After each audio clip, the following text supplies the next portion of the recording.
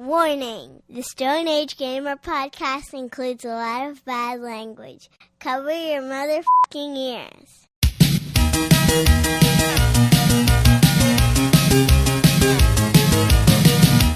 Good evening and welcome to the Stone Age Gamer podcast. I am Chris Randazzo and joining me tonight is not executed by the head of state, Dan Ryan. Certainly not. Yet, anyway. I mean, there's time. I might do some shit. It's not E3 time, and Dan and I have decided to throw the schedule to the wind and focus on the frankly insane amount of game showcases that happened last week. How much does the general gaming audience not care about VR? Don't forget your timestamps because the Stone Age Gamer podcast starts now. Well, hello everyone. This is episode 518. It is the week of June 14th, 2024, and welcome. For anyone new here, this is the official podcast of StoneAgeGamer.com. Dan and I talk every week about what's happening in the world of video games from a retro gamer's perspective, as well as whatever the heck else is going on in our lives. And speaking of which, hey, where's Dean? I don't know. It wasn't my turn to watch him. If you follow this show, you were probably expecting us to have the SAG Cartoon Express this week, and Dean would be here, and we'd talk about Super Mario Bros. 3. But Dean is currently inundated with dogs, which is apparently a theme for this show. But not my fault. It's not Dan's fault. They're not Dan's dogs. They're his own dogs. But no. Dean had to cancel, which was actually fine because I was going through all of the showcases this week, and there's a lot to discuss. So we're just going to go ahead and do that, and probably wind up doing that again next week, because there's also a lot more showcases happening between this episode and the next episode, and I got my fingers crossed the Nintendo Direct lands sometime next week as well, because that way we can just bang them all out 2 weeks in a row, and that would be great. But I don't know. That would be lovely. It would be lovely. I mean, they said it was going to happen sometime in June. Here we are in June. Seems like a good week to do it. But knowing Nintendo, they'll probably wait another week just to piss everyone off. But they'll do it on the very last day of June, just because. June 20,000th. Yes. How you doing? How you doing, Dan? How are you doing? What is new and exciting in the world of Dan? Well, yeah. So I suppose updates are that's just what I'm going to do, I think, going forward. For the people that care, you're one of them. And for our listeners that care, as we go along on this fucking wild ass journey that we're going on. So last week, in case you missed it, discovered some lymph nodes in my neck that were quite swollen, and that's not great. So this Monday, this past Monday, I went and had an ultrasound done on the lymph nodes, and it came back not clear. So inconclusive, which means not good, because they came back big. So apparently, a lymph node that is bigger than 1 centimeter is considered malignant. I believe that's accurate. The ones in my neck, the biggest one is a little over 3 centimeters. So that's not good. Malignant doesn't necessarily mean cancerous, but it does. It doesn't mean good. So we had the CT scan on we had the ultrasound on Monday. My doctor ordered a CT scan. So that's where you go and they take all the ultrasound does is really just look, and you can see this is big, this sucks. The CT scan is much more in depth. As I am going on this journey of discovery, you start finding out things like, all right, so if the lymph nodes in your neck swell because it's from cancer that is spread from somewhere else in the body. Typically where it would spread from is mouth, throat, or thyroid. And it was the 3 of those are not great. Thyroid is a little bit better. Mouth and throat cancer That's not a thing I'm super interested in, if we're being perfectly honest, considering what I do for a living and then, this show and whatever, but was not outside of the realm of possibility because I was a pack-a-day smoker for quite a number of years. I haven't done it in, I haven't smoked a cigarette, in 15 years, 14 years, something like that. It's been a very, very long time, but I still vape and all of that stuff. So, there was concern there. And then, it's just, I don't have any symptoms. So it didn't make any sense that it would be any of those things, but, the fear, right, is still there. And the whole time we're going through this, my children had their 8th grade class trip yesterday, so Thursday, because we're recording this on the Friday. And I didn't want to say anything to them and have them be worried, during their class trip. Also because we had the CT scan scheduled for today. So went and had the CT scan with contrast, where they inject you with barium so that they can see the shit better. And turns out that good news, I don't have brain, throat, lung, mouth, or thyroid cancer. Oh, thank all goodness of those you said ruled cancer, out. because all those things you need. No, I do. I have those things. I don't have but brain. They were listed. I don't have lung. I don't have lung. Fingers. They were listed on the report as unremarkable, and I was like, I know, but hey, that feels rude. They're very nice brain. People are telling me I have the best brain. I've seen it. So I've cut your head open plenty of times while you're sleeping.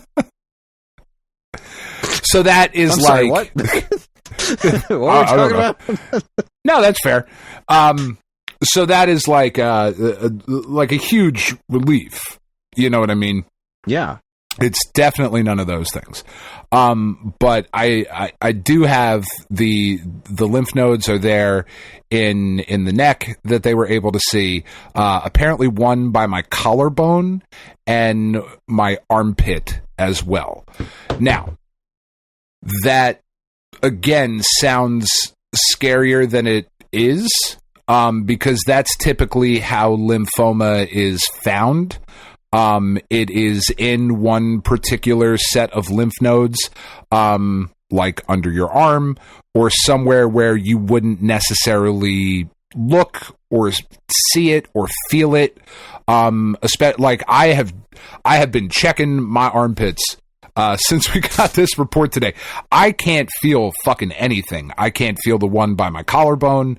I would have never have noticed if it was not for the ones in my neck. And that's usually how lymphoma goes, is that there's the inflamed node somewhere, and when it gets to a point on your body, somewhere on your body where it becomes noticeable, that is when people start to panic and go to the doctor and then have the treatment.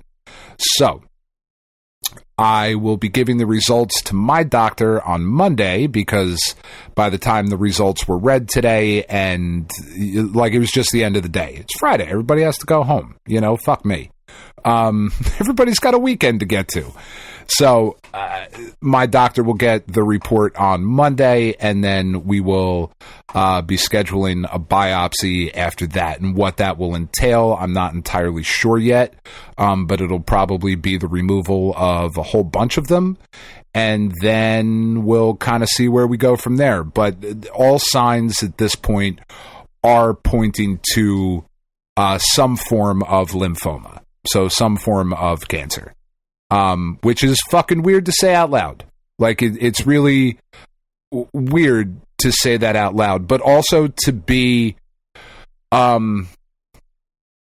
somewhat relieved by that finding, because lymphoma, we told the girls today, and we were like, all right, we're having the birthday party tomorrow. Do we tell the kids, what's, and I was very, I've been in turmoil over these last couple of weeks, because I did not like that. I did not know that my dad was sick, right? My dad was in and out of mental hospitals. And not just for like a vacation, but like legit, he had to be admitted to a psych ward a couple times. And nobody ever fucking told me that, you know? And then a couple months afterwards, he ends up, you know, taking his own life. And it's like all of this comes as a big shock, you know? And I was 13 at the time. My kids are a little bit older, and I didn't like lying to them. Like I said something on the podcast last week, and I hadn't even told the kids yet. Well, I mean, that's the thing. But they're kids. They're kids, and you don't know. Like, and I don't know. Yeah. Right now, it's all signs point to lymphoma, right? But yes. You're not a doctor. 99.9%. No. Right. Like, you don't know that. It could be anything. It could literally be any number of things. And there's no sense in telling them until you know something. Because right now you're in the I have a bad feeling about this phase. Like, right? You've gotten more information, and that's good. But until you have, like, what's the sense in worrying them? And then you get information back, and they're like, actually, it was a Cheeto on the X-ray scan thing. Sorry, you just have bad allergies. Have a good day. Like, until you know what you're worrying them about, like, I understand. Well, yeah, this, and like, and that's kind of where we were at with it. Of like, I don't want to say something to them because up until getting the CT scan results back today, there was still the possibility that it could be a number of different things. Right. This has really kind of narrowed the focus and will be the path that we are most likely headed down. And I was saying to Evan before we started recording, before you got on, Chris, like it's almost reassuring in a weird way to be going down a lymphoma path, because that is something that is, I mean, if you have to get cancer, Chris, that's one of the ones. It's not 100%, but it's not nearly as scary as a lot of the other ones. We know how to handle that. It's going to suck. I'm going to get sick from the treatment. I'm going to. But then I'm going to get better. And that's going to be the end of it. And that's kind of how we framed it to the girls, too, because we were like, you know, we sat the girls down. It was just really kind of funny and odd. Like, all right, we're about to have a big conversation. You know that I've been going to the doctor recently and I've been taking time off of work. And both of them were like, do you have cancer? And I was like, well, probably. And they were like, what kind? Like, we think it's going to end up being lymphoma. And they were like, oh, okay. Because they've grown up in a world where that's just a thing that happens to people, and then you go away for a couple weeks and you get treatment, and then you come back and you're just good. Like, that's the world that they've grown up in, where it's, for us, like for me, I'll speak for me, still just hearing the word is fucking scary, you know, because when I was a kid and somebody said the word cancer, that was it. A death sentence. That was it. There was not a lot of the survivability. There just wasn't. Yeah, there just wasn't much of it. My sister had leukemia and she survived it. But she's good. She's I mean, she's from the cancer. It's everything. That's else what I'm saying. Like, she's good. Yeah, but you know, like I think she's the only person I know, at least that I can think of off the top of my head, that has been the case. Because as we were growing up, you know, medical science has advanced. It's one of those things that you don't really think of that much, but you know, when you think about growing up and what an immediate death sentence cancer used to be, you know, and obviously it is still a very serious thing, depending on what flavor of it is, you know. Sure. But lymphoma is one of those ones that's like, okay, well, that's awful, but you know, it could be worse. It's gonna suck. It's gonna suck. It's gonna suck. It's just coming and going. You know, I don't. I think the thing that I'm most scared about right now, like in this moment, is losing my beard. Which is a weird thing to be fucking scared about, but like that's the thing, because to me, that will mean that I look sick. You know what I mean? Like that will be the thing where I'm like, all right, I look sick, and that's not cool. Like, I'm not super into that idea. The fight part, I think I said it last week, like that I'm not worried about, where it's like you got to have a positive attitude about it and do all that. Like I'm 100% on board with that. Like if I get lymphoma, if I have lymphoma, and that means that somewhere cosmically some fucking little kid doesn't have it, cool, I'll take it, because I'll be done with it. I'm not worried about that part. You know what I mean? Very much in the there's a baseball player, Liam Hendricks, put it similarly to that. He, like 2 seasons ago, he said at the beginning of the baseball season, so like April, he felt like a weird lump on his neck, and he was like, whatever, I'm just gonna go pitch. And he played the entire season with these fucking bumps on his neck, and then after the season, he was like, all right, maybe I should get him looked at. And he had like stage 4 lymphoma. Like it had spread to a bunch of other places. And his doctor was like, yeah, don't worry about it. You'll be all right. You'll be back on the mound in September. And his attitude the whole time was, instead of saying like, why me? Why not me? I can handle this, so I'll handle it. You know, and I'm trying to take a similar attitude to it. Again, not 100% knowing, as I sit here right now, that that's what it is. But almost, like I was saying earlier, just being relieved that that is the path we're going down, because these sort of symptoms from not that was a very different ball of wax. So I don't know. I could be talking a big game this week, and next week we have very, very different conversation. I don't fucking know, man. It's weird. It's a very weird place to be. You know? Yeah. It's very strange. Yeah, I'm trying. That's. Yeah, no, I know. Like, because what do you say to that? You know, you're just sitting on the sidelines, like, well, something's wrong, and I don't know exactly what it is. There are no good possibilities, but there are non-terrible possibilities. So let's talk about video games, right? Like, it's and that strange place to be in. That's the thing I was saying to Tiff earlier. Of like, it's likely, if not entirely for certain, that this has been going on for months at this point.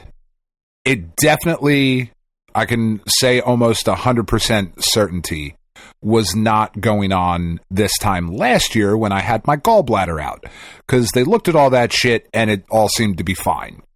You know, so I can say that it's been less than a year that this has been happening. How long it's been, I don't entirely know. Would it be crazy to think that it started 6 months ago? I don't know. But the fact of the matter is that it is very likely that this has been going on for months at this point. And if I wasn't acting any differently months ago, because I don't have any symptoms, you know what I mean? Like, I'm not worried about it being renal cancer or pancreatic or stomach or something like that, because I just don't have any symptoms. And if it were at a stage where a cancer in a different part of my body had moved into my lymph nodes in multiple places, I would have symptoms. You know, like that's just not how that works. You don't find out you have stomach cancer because your lymph nodes in your neck are swollen. You find out you have stomach cancer because you're vomiting blood. Not to be like too direct about it, and apologies if that upsets anyone who knows somebody who's gone through that, but that is that's kind of like where I'm at. You know, I don't have any of those symptoms, so I'm not necessarily worried about that part.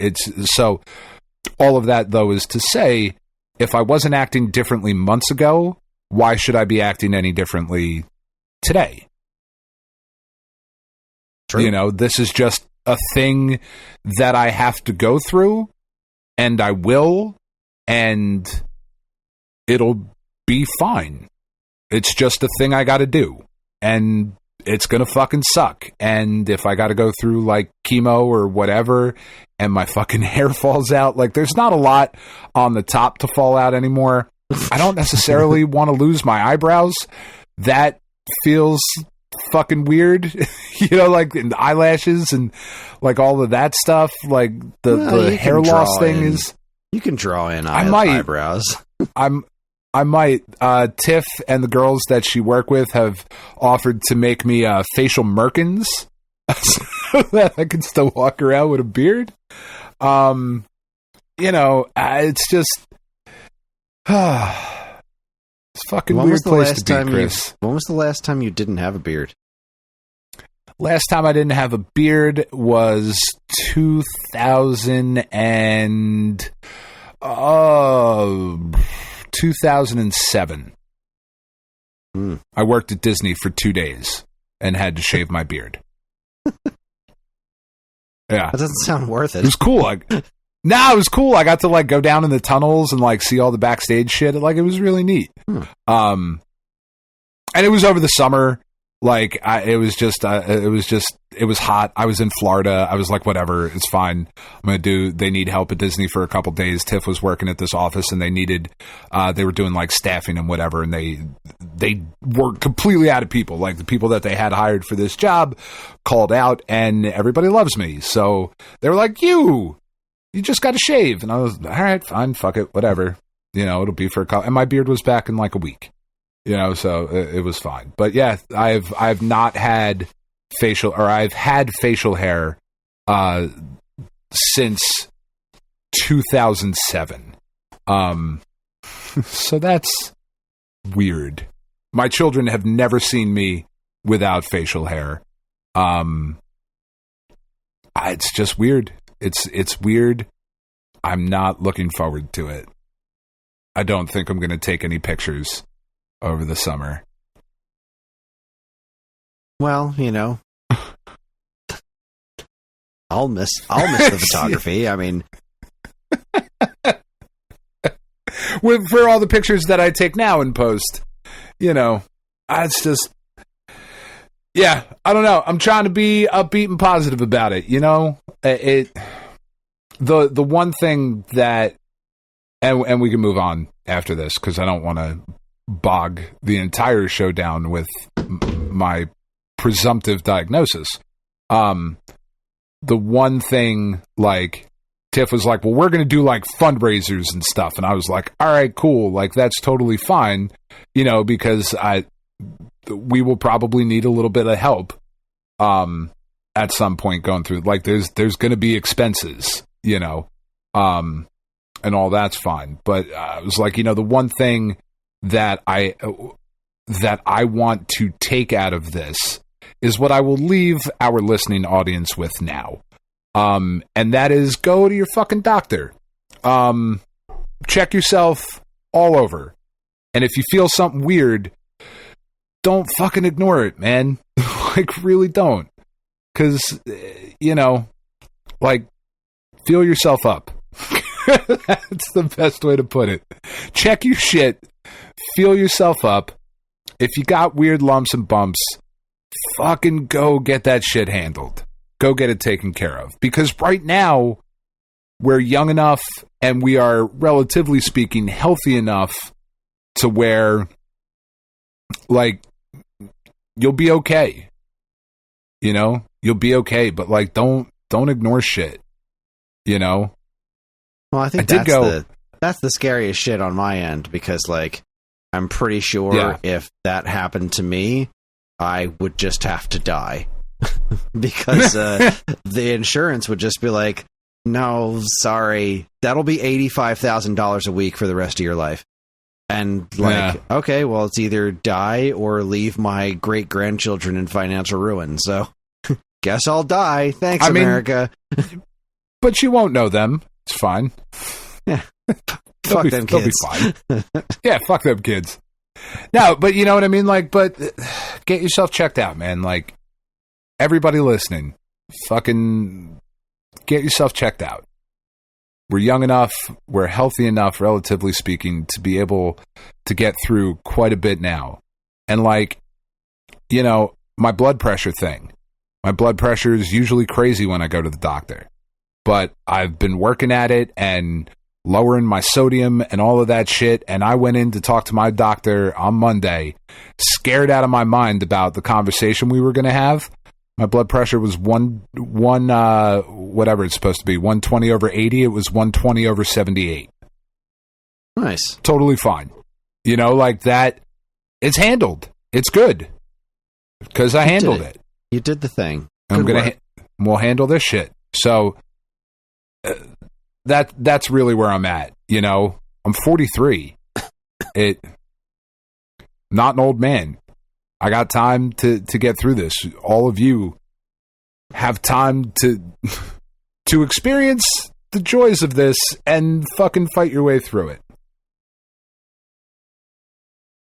Well said. Was it? I feel like it was rambling.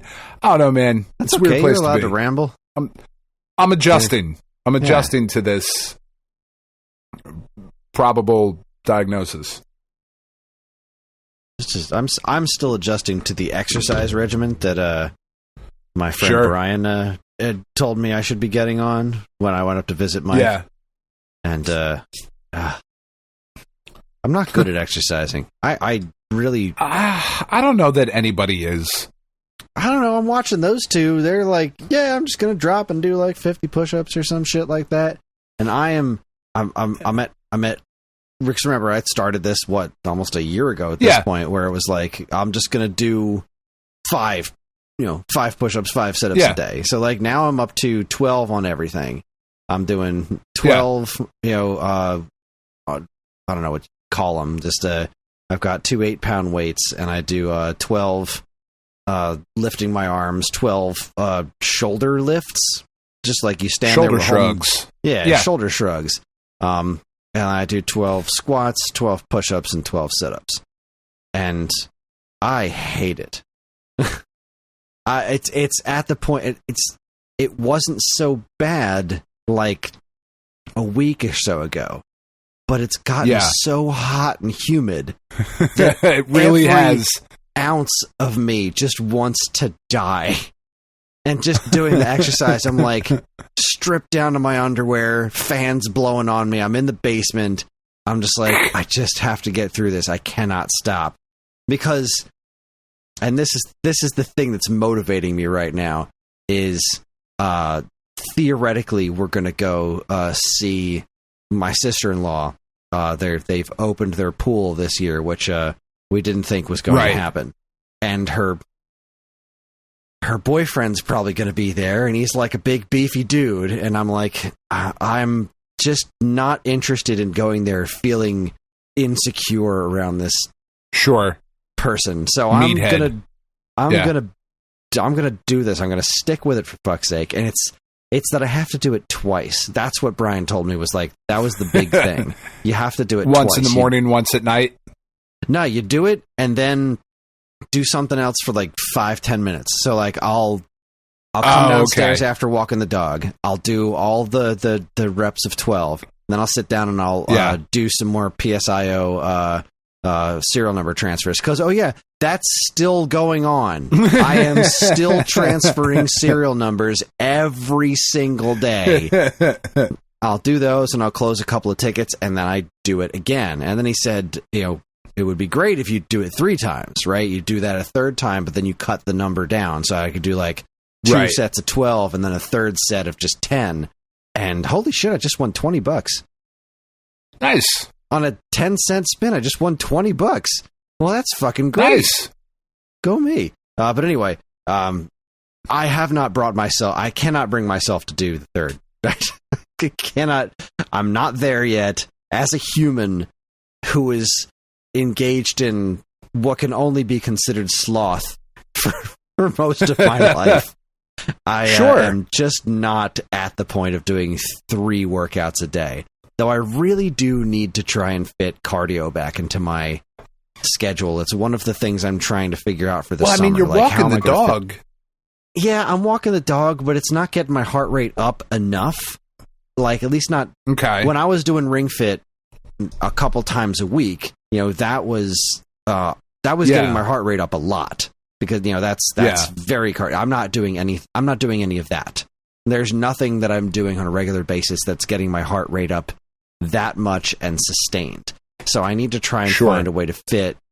Basically, I just want to do the post-game content in Ring Fit again, and then just keep going from there, because it's fun exercise.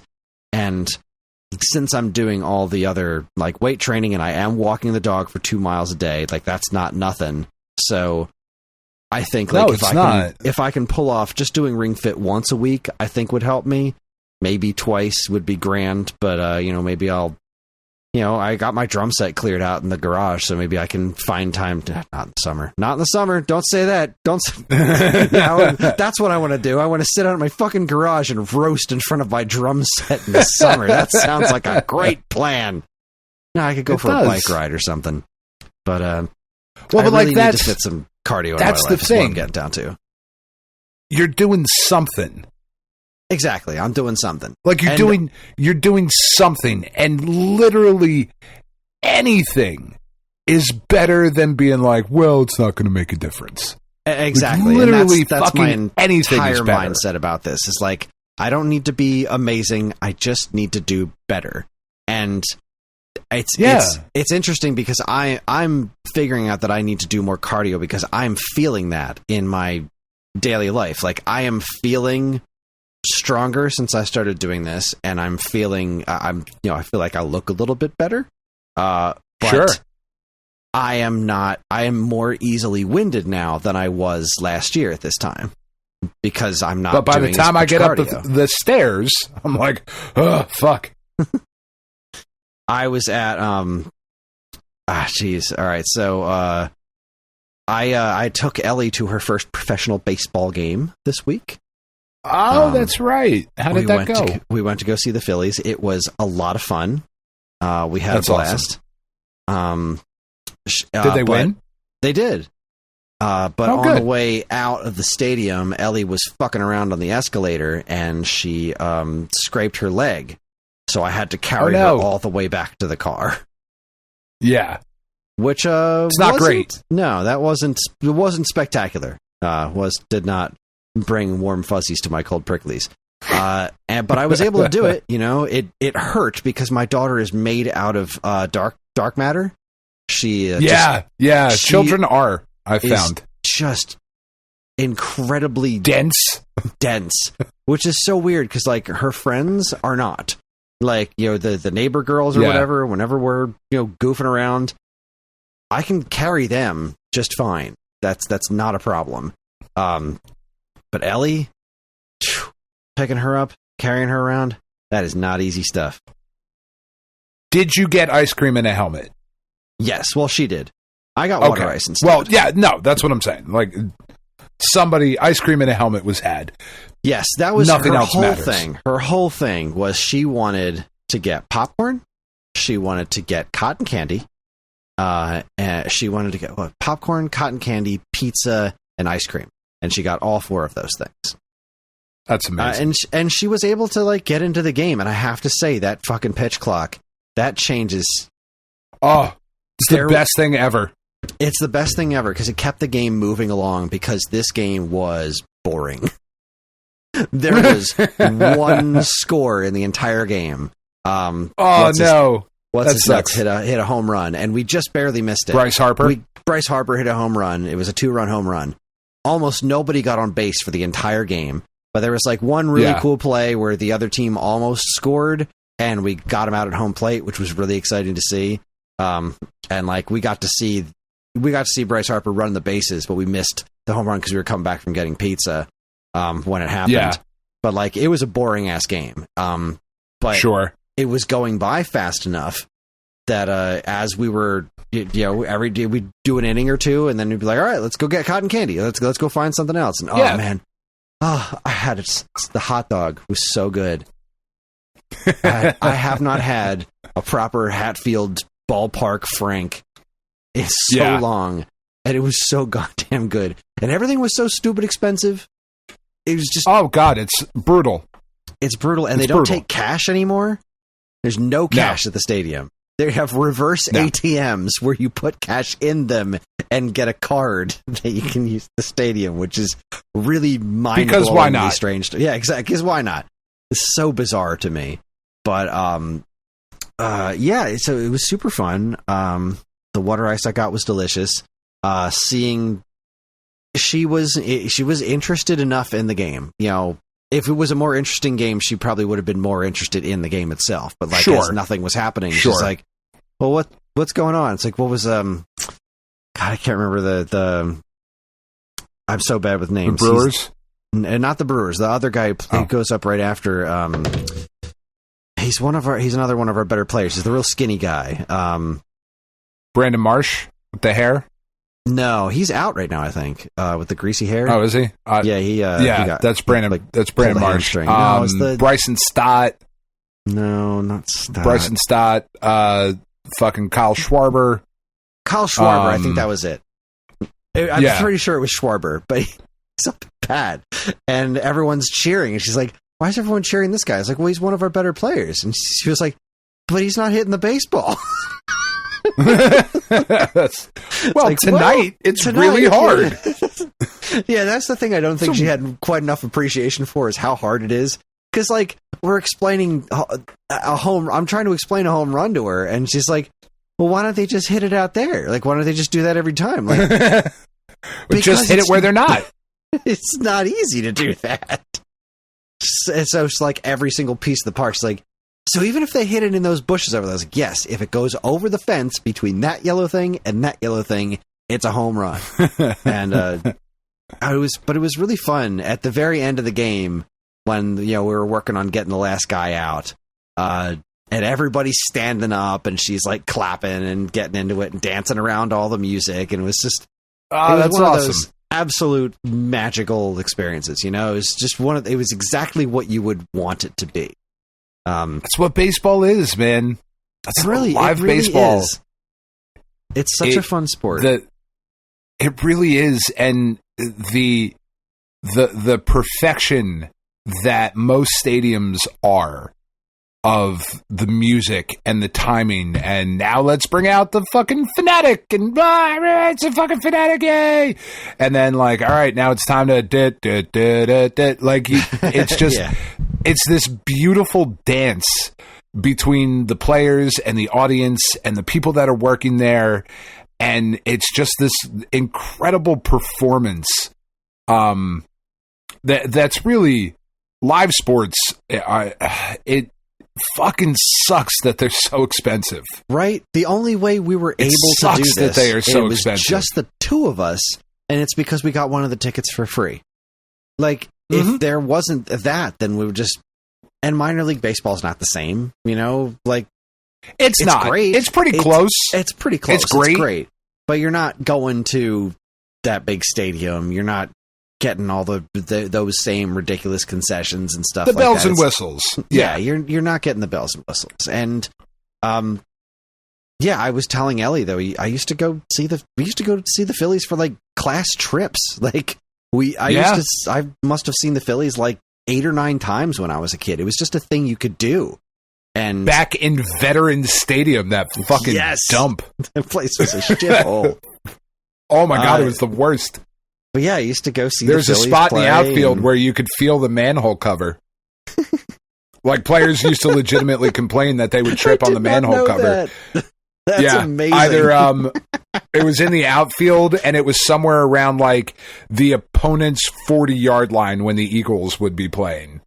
Like there was a legit fucking like manhole hazard. That's amazing. Yeah, it's the coldest I've ever been in my entire life is in that stadium. I've seen the Phillies a bunch of times as a kid. I used to go see the Yankees with Karen when we lived in New York or North Jersey in New York. I used to go see the Yankees from time to time. It wasn't super cheap or anything like that, but it wasn't prohibitively expensive. And I've seen the Flyers a couple of times, but now, like, you know, God forbid you want to see a football game.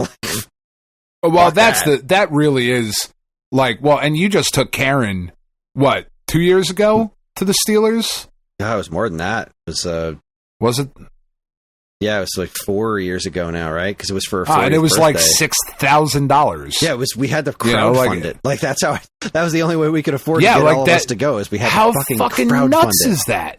Yeah, and how like fucking crazy is that? We're watching whenever I watch the Phillies now, and like you just see all the seats that are right down there behind home plate. Yeah, you just looking at the crowd. It's like they're not empty; they're all white. Like, when was the last time you watched a baseball game and saw like anybody other than rich white folks behind the home plate? Oh, sitting back there, it's so stark. It struck me like 2 weeks ago. I was watching a game. I was like, holy shit.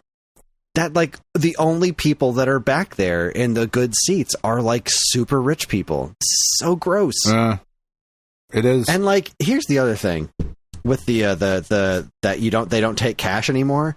Because they don't take cash, everything you pay on these tablets. And everything you buy, they're asking for tips. Yep. And it's like, all right, look, you are already And it's awkward not to give them one.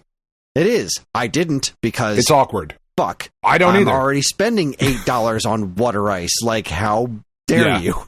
But, and especially like the first person we came in contact with was like somebody who worked there. They were trying to get everybody their seats. We asked him for, directions in the seats, and he was super great with Ellie and all that. That guy was wonderful. And then Ellie was like, all right, I want to get popcorn. So we were looking for a place to get popcorn. We found it. We walk up to the counter. The woman behind the counter is like, what? What do you mean? I got my super happy, bubbly little girl with her Phillies hat on that she borrowed from a friend, and like we're all ready to go. And she's like, "What? Like, can I have some popcorn, please?" Fine. And then she has the fucking nerve to put the tablet in front of me, asking for a tip. Like, yeah. You know what? If you were like super awesome, I probably would cough up the extra buck. I really would, because I love it. Probably. When customer service is great, I am willing to make stupid purchases, like it's just... Sure. But if you're not even going to make any even vague attempt at even being kind, I'm sorry. Yeah. At even being human in this moment. Yeah. Like, no, absolutely not. Yeah. I'm sorry. Sorry, not sorry. But I did... I think I would like to be an usher at a baseball stadium when I retire. That would be fun, Joe. I think I'd be good at that. Yeah. I think I'd be pretty good at that. Yelling at drunk assholes like, hey! Stop saying cunt that loud. What's wrong with you? I did, so Ellie, her friend Coraline lent her a Phillies shirt and a baseball cap. And she was thrilled. Like, That's Karen cool. went out and got them, borrowed them from her, and Ellie was just over the moon. And I was like, all right, I should probably get some sort of Phillies t-shirt or something to wear, right? So we can match, because she would be thrilled about that. And so I jump online, and like everything's expensive. The cheapest shirt I can find is like $27. I'm like, God, this is terrible. And then, against my better judgment, clicked on the Walmart app, and they had the Philly shirt for $17. And I hate Walmart with all of my heart and soul. I know you do. Of course. I was like, all right, $17, and it's going to make Ellie really happy. So I drove out to Walmart, and I went and found a Philly shirt for $17. And while I was there, as I'm driving there, I'm having this thought in my head, like, look, I like baseball, but I'm a hockey guy. And it seems somehow wrong for me to get a Phillies shirt, get any sort of Phillies merchandise before I get any Flyers merchandise. It just feels wrong to me. Sure. But you know what? This is the world we live in. Everything's fine. So I get there, I get the Philly shirt, and then I see Flyer shirts on clearance. I was like, damn you, Walmart. This shirt's awesome. It's my size, and it's $3. Oh, look, here's another one for $5. So I can get 2 Flyer shirts for $8. Fine. So I got the Phillies shirt and 2 Flyers shirts, and now I won't go back to Walmart for a long time, and hopefully that'll be fine. But God, I know we make the joke I can't afford not to buy it, but seriously, a $3 Flyer shirt that fits me, like, I would have been a fool. I would have been a fool. You would have been to walk out of there without it. But now I'm ready for Flyer season. Now I'm ready, and I have a Philly shirt because I like baseball. It's fun, and I really thought that when I started watching it, that Karen would, probably try and get back into watching the Yankees, but she just hasn't.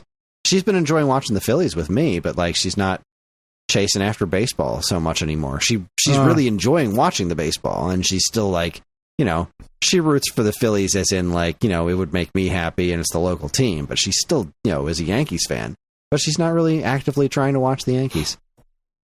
Yankees are the best team in baseball right now. Ain't that something? Like, she really should be watching them. They're fucking great. They're really, really good right now.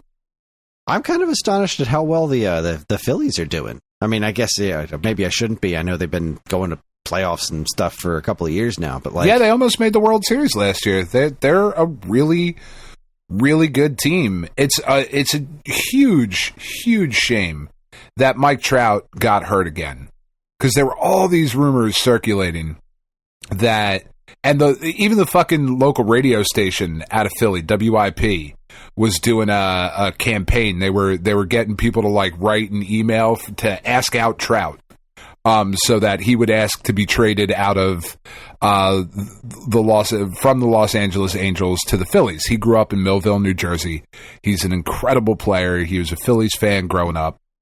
It would just be awesome to have Mike Trout play meaningful baseball, because like that's the biggest crime of baseball, is that it is very often the case that the best players in the world don't ever play in truly meaningful moments.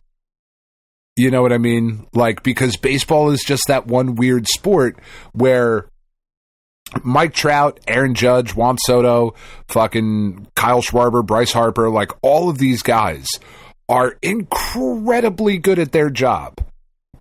And they have the chance to impact the game 3 or 4 times over the course of 9 innings. They get up to bat 3 or 4 times and a ball is hit to them a couple of times. You know what I mean? So maybe what, 6 or 7 times in the course of 27 outs, or not 27, but 54 outs between both teams. Like, they have a chance to impact the game. Whereas with basketball, LeBron James touches the ball every play. In football, the quarterback touches the ball every play. In hockey, they all touch the puck every single, like, the superstars get to shine in the biggest moments. And baseball has a guy like Mike Trout, who is a generational player, first ballot Hall of Famer, no doubt, languishing on the Los Angeles Angels because they suck. And they've sucked his entire career. Even when they signed Shohei Ohtani and they had Ohtani and Trout, they've been awful. They haven't been to the playoffs in years. Like, it's sad. It sucks. I don't know. I still love it, though. I still fucking love baseball. It's the best. Yeah, I've always had a soft spot for baseball. I just really enjoy watching it. It's been fun getting into it on a, getting to watch the Phillies. And as I grow older and look more and more like my grandfather, it's been kind of fun to, because those are the things I remember about my grandfather was, him cursing at the Phillies growing up in the 80s, and him cursing at the Flyers. Sure. And, Phillies and Flyers are the sports teams that kind of run through my family. And I guess Eagles to an extent, but I feel like my family's never been quite as football heavy. Like, they're just all very hockey and a degree of baseball. And which is fine, because Karen is all football all the time. Like, everything else is every other sport is an appetizer to her. It's like football season is where it is at. No, it's just been it's been fun having a bit of a sports awakening in the last year. So that's awesome. Sports rule. Sports do rule. Good time. Great oldies. Good times. Yeah, great oldies. So, have you played any video games this week? Nothing more than I've been a little distracted, honestly. I haven't been able to focus on much this week. So I played a bunch of Balatro pretty terribly this week. Like, just not getting very far. Which is sad because I quite like that game. It's just really, really fun and really engaging, and figuring out the mechanics and how to manipulate the cards and the decks and all of that good stuff. Yeah, like that's been pretty nuts. Then a little bit more last night of Animal Well, which is just still this incredibly engaging, beautiful experience that I have no idea what the fuck is happening. I don't even know. And I don't even know that it matters. You know, like, it's just this really fucking wild experience. But just that, and the new season of Snap started this week. So I've really just been focusing on things to distract me from spiraling. You know what I mean? And for that kind of stuff, I need something like, you know, Snap, to where I know what's happening. I know what I'm doing here. I don't need to focus too intensely and try to like get into a story or figure out a story. We've also been watching this show that Tiff wanted to watch called Why Women Kill. It wasn't good. It wasn't not good because it was like a fucking true crime, you know, chick murdering show, the way that a lot of these things are. It was like a 6-episode series that went on for 10 episodes. I was like, okay, I get it. All right, these bad people, the bad things are happening. Fine. Can we please move on to like getting some of this, you know, resolved? And there actually was like this really nice moment, and they did this kind of really sweet thing, because it told the story of 3 couples that lived in this house in California. And one couple in the 60s, one couple in the 80s, and one couple in the modern day. Actually, a throuple in the modern day, which is very sexy. And it was done really well up until a point where like some of the stuff started coming off the rails. But in a twist, spoilers for anybody who has heard of this show and might watch it, the woman in the 80s is played by Lucy Liu. Her husband is gay, and he gets AIDS in the 80s, which meant that was it, right? There was no treatment, there was no nothing. And her reason for killing her husband was like a mercy killing. So it was like, oh, it's a twist at the end. Like, that's why she did it, because he was sick, you know, and this like fucking saved him. And that's really kind of awesome. And is, you know, so that was like really cool the way that was done. But it just kept going. Like it just wouldn't fucking stop. It was like, all right, enough. I get it. You told your story. Let's go. You know. I don't know. That's what we did most of this week, was watch this show and play Snap. Well, I played Snap. Tiff didn't play Snap. She doesn't like it. Good enough. Well, what about you? Well, I have not done much game playing at all. Just it's been a busy week. Between John's been on the honor roll all year, which we recently found out. Oh, about. That's awesome. So he had like a brunch to go to, and Karen's been stressing her ass off about this show that she's doing this weekend. We took Ellie to the Phillies game. So yeah, there hasn't really been any gaming this week. Like, just pretty much nothing. Yeah. Until last night for 20 minutes. I was recording Turning Tracks with Matt, and during the show, Nintendo dropped all 5 Mega Man Game Boy games on Nintendo Switch Online. I was like, shit. They did indeed. That's really exciting to me. So instead of going to bed on time, I went upstairs and did a quick little side trip. I was like, well, I gotta at least update the app. And so I updated the app. At the very least, so that you could play it the next day if you had some time. Right. So I went upstairs and I updated the app. I was like, all right, well, I gotta open up the app, right? Because I want to see little boxes flip around. And then I did. And it's like, all right, well, I should probably put them in order, arrange my icons because I'm anal about that. Of course. And so I did that for a little while on both the North American and Japanese accounts because you get to see all the Japanese box art too, which is really cool. And then I was like, that's very nice.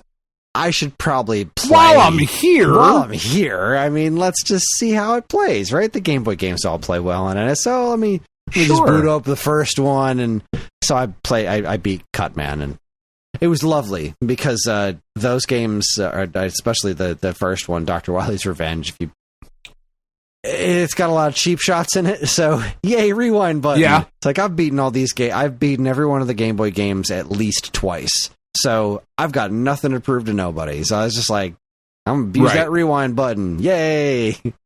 Because I had tried replaying the Mega Man games on my 3DS like last year, and I've never liked playing the Mega Man games on the 3DS just because I like to be able to press buttons fast, and I don't know, the 3DS just isn't good for... I like to hold a controller when I play Mega Man games. So I'm just so thrilled that these are on my TV. I'm so happy about it.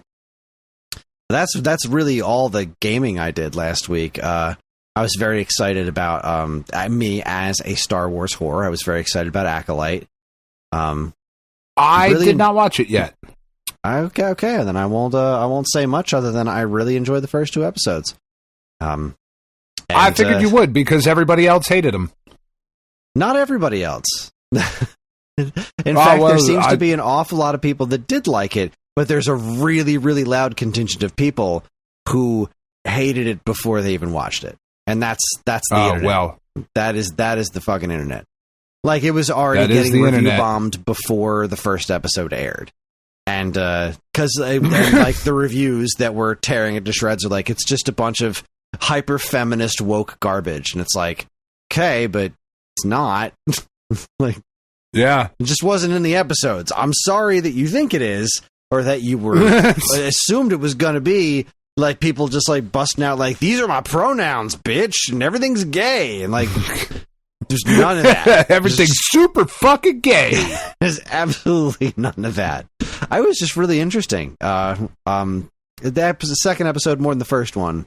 The first one was very interesting and cool until like the end, where it like you hear whatever the evil Sith dude who throws the lightsaber in the trailer, you hear that person say something, and it just kind of abruptly stopped the episode, and it really just I don't know, felt weird. That little bit felt off, but and then the second episode was just all wonderfulness, but it was really cool. It was mostly the same scene that I saw at the end of Phantom Menace, with Carrie-Anne Moss fighting somebody, and it was really awesome seeing her do martial arts again, because like she was so fucking cool in the Matrix, and she really was.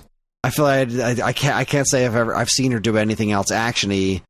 She was in what was it, Jessica Jones, but she didn't do any action sequences in that. She was a lawyer. Yeah, but like it was really cool seeing her do martial arts again. And somebody had pointed out on Twitter a really interesting observation about it is like the way they're portraying Jedi at this period of time is the lightsaber is the last resort. The lightsaber is okay, now shit's serious. Like they handle it with just the Force beforehand, which is why it's all this martial arts based stuff, right? Somebody comes at them and they're like, we don't need the lightsaber, we're just going to handle this with the Force. And then if shit gets really real, that's when the lightsaber comes out. Right. So there's like, you get in the first 2 episodes, you see 2, and I'm going to technically say 3 fight sequences where you get to see like just Jedi at their fucking prime, who don't pull out their lightsabers. And then there's this other dude who just became a Jedi Master who seems really desperate to prove himself, and he's whipping that thing out every single possible chance he gets. He's just like, Shit's out. Just waving it around. Here it is. I'm ready. Look I'm at fucking ready for everything. Daphne Keene's really fun to see in it, especially since we just watched Logan for the first time. I think last week or the week before, Karen and I finally watched that movie, which was great. It's not bad. Yeah, I really enjoyed it. But it's neat seeing Daphne Keene as a weird-looking Jedi character. Yeah. There's lots of creatures, lots of the Asian guy who was in Squid Game, who's playing one of the Jedi Masters. He is so great. Is he? That's awesome. Yeah, Master Soul is his character. He's apparently a huge Star Wars fan. He loves Qui-Gon Jinn, and he learned English for this part. Like, how great is that? Oh, wow. That's really cool. And he's great. He was really good in Squid Game, too. Like, he was legitimately really, really good. I never saw liked him it, quite a bit. He's great in this. His character is wonderful. He's definitely my favorite character by far. But I don't dislike anybody. There was a whole mystery thing in the first episode that I was pretty convinced was like, oh man, they're going to drag this shit out for the whole show, aren't they? Like, it's going to be the big reveal, and we all figured it out in 5 minutes. No, they wrapped that shit up right quick. It was done and solidified at the middle of the second episode. It's just like, okay, we're not playing around with this. We know exactly who this character is, and we're going. Okay, hooray! No, I really That's enjoyed awesome. it. Yeah, it's good Star Wars stuff. It's good Star Wars. Liked it. Looking forward to more. Very interested. But I'm a Star Wars fan, so I'm slightly easy to please. But yeah, sure. But I like good Star Wars. Yeah, I can differentiate between this and the Book of Boba Fett, you know? I love Book of Boba Fett, but I also am well aware that show is very problematic. That show is just not good. It's just not well put together. But this is not that. I didn't have any problems with this one, besides that weird ending of the first episode. Just felt kind of off to me. But yeah, I know the fandom menace absolutely hates this show, and it's got everything to do with the creator. Like, the woman who did this show is like, well, made the mistake of being a woman first of all, Chris. So let's not. That's not nothing. And if you look at a picture of this woman, she looks like these people's nightmare of a person. You know, that's just the way she presents herself. And like, oh, this is clearly trash because she's in charge of this. And there's some sort of rumor going around that the third episode, which is why everyone's review bashing it, is that, apparently the third episode, which very few people on Earth have seen and nobody can confirm, but apparently in the third episode, they're going to upend all of Star Wars history, completely change the Force to be like feminist or something like that. Like, oh, sure. No, that makes sense. Not okay. All right. I mean, I'll wait till I see it to pass any kind of judgment, because that's what a rational person would do. But space wizards with laser swords. Shut up. They had this whole... Stop it.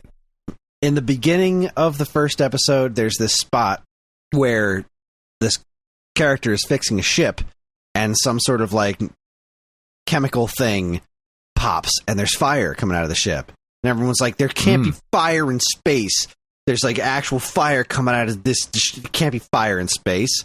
And then, of course, everybody with a brain is just like, it's Star Wars. There's always fire in space. And they're showing screenshots of like, look at this Star Destroyer on fire. Look at that TIE fighter that burst into flames. It was spinning around. Oh, yeah, and you can hear the TIE fighter in space because there's sound in space in Star Wars, too. And then they're like, no, this is like a campfire. You can hear campfire sounds. And it's like, okay, first off, I didn't hear that. No, those fires are okay. This fire is bad. This fire is bad. But here's the thing. I didn't hear the campfire sounds. This Maybe go back and listen to it again. I still couldn't hear it. But what's happening in the scene is she looks at the fire, and she's having like a vision of a flashback of being in the woods where there's a campfire. And you're hearing voices, and it's like, that's why that sound is there. The fire is not making the sound of crackling woods. It's what she's hearing, what she's remembering from looking at the fire. That's how TV shows and movies work. It's a visual narrative thing.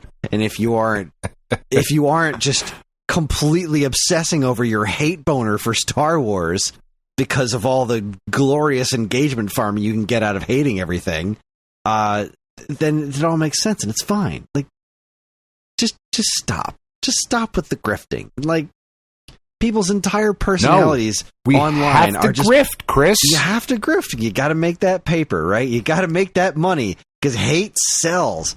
I read. I was so curious about this one.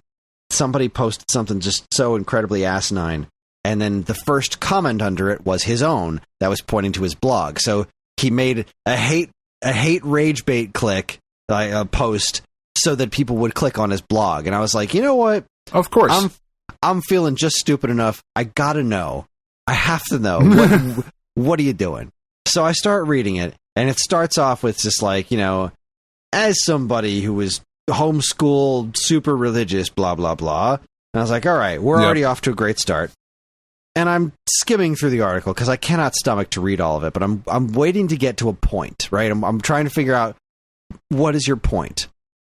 The hypothesis of this article, and I shit you not, was that Disney is intentionally throwing away hundreds of millions of dollars to ruin Star Wars because Satan told them to do it. Wow. Cool. I love that guy.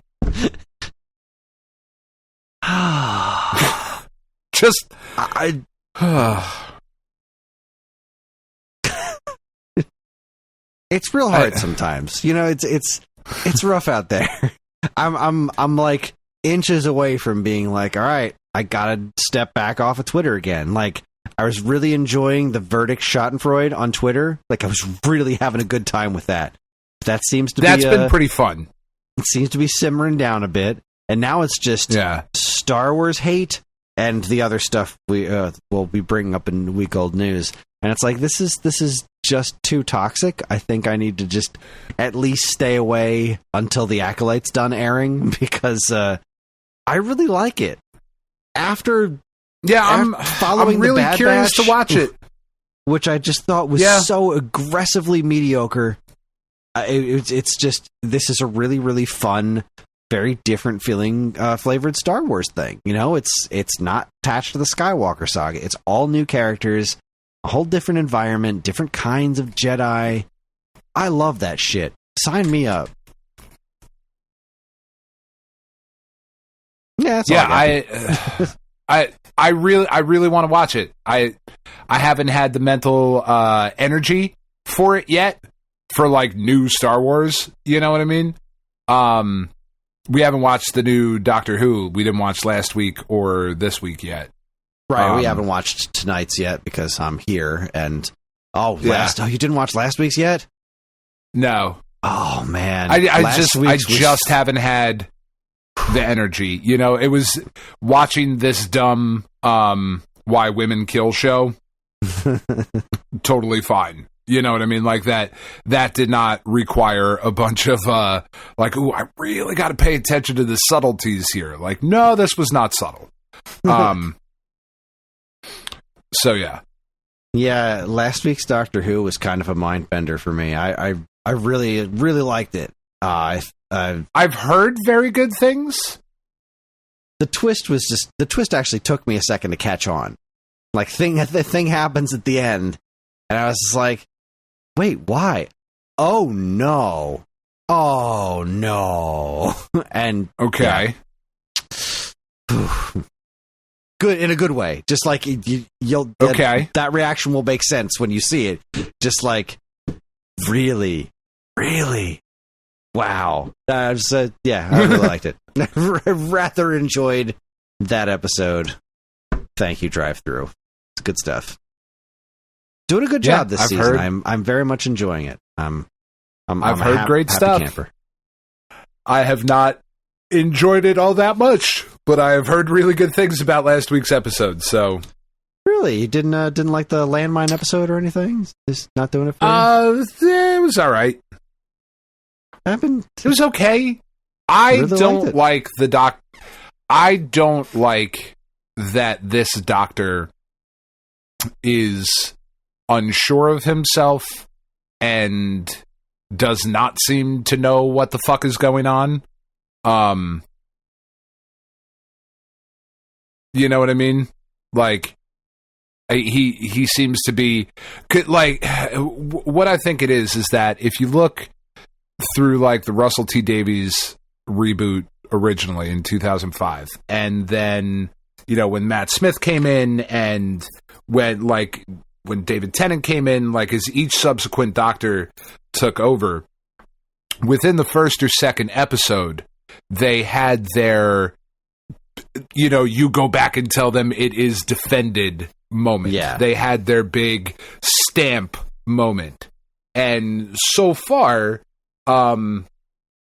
this season of Doctor Who, in the episodes that I've watched, there's been a monster made out of boogers, which is fine. It's very Russell T Davies. Okay. This is the guy who brought us the Celine. Yeah, but it's a monster made out of boogers, where the Doctor didn't crazy about that. like save the day.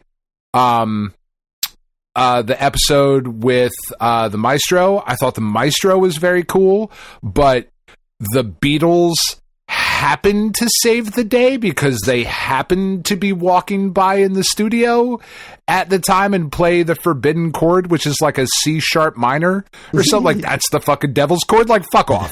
That was stupid. Like, that's a chord that nobody's ever fucking used ever. That was, but I thought the Maestro was so fucking compelling. Yeah, like the performance that Jinx Pantheon, gave. the Pantheon stuff that they're cooking, because that was Yeah, related to the Neil Patrick Harris' maker character. Yeah, the toy maker. Yeah. I'm very interested in whatever that's cooking. That's interesting. I am. But yeah, no, right. I want to know more of that too. But then the baby episode, I was like, I don't know, man. Okay. And then the musical number at the end of the second one, I was like, it's all right, that's fine. And then third episode, I love Stephen Moffat. I have a thought on that musical thing. The whole thing, there's always a twist at the end, right? That's the song. It seems that every episode so far this season, there's been a twist at the end. And here's what's weird about that. The woman who's appeared in every episode, notice that there's an old woman. It's the same actress who's appeared in every episode, and that actress's last name is Twist. Right. There's something going on there. Because there is. This is the motherfucker that Bad Wolf does, right?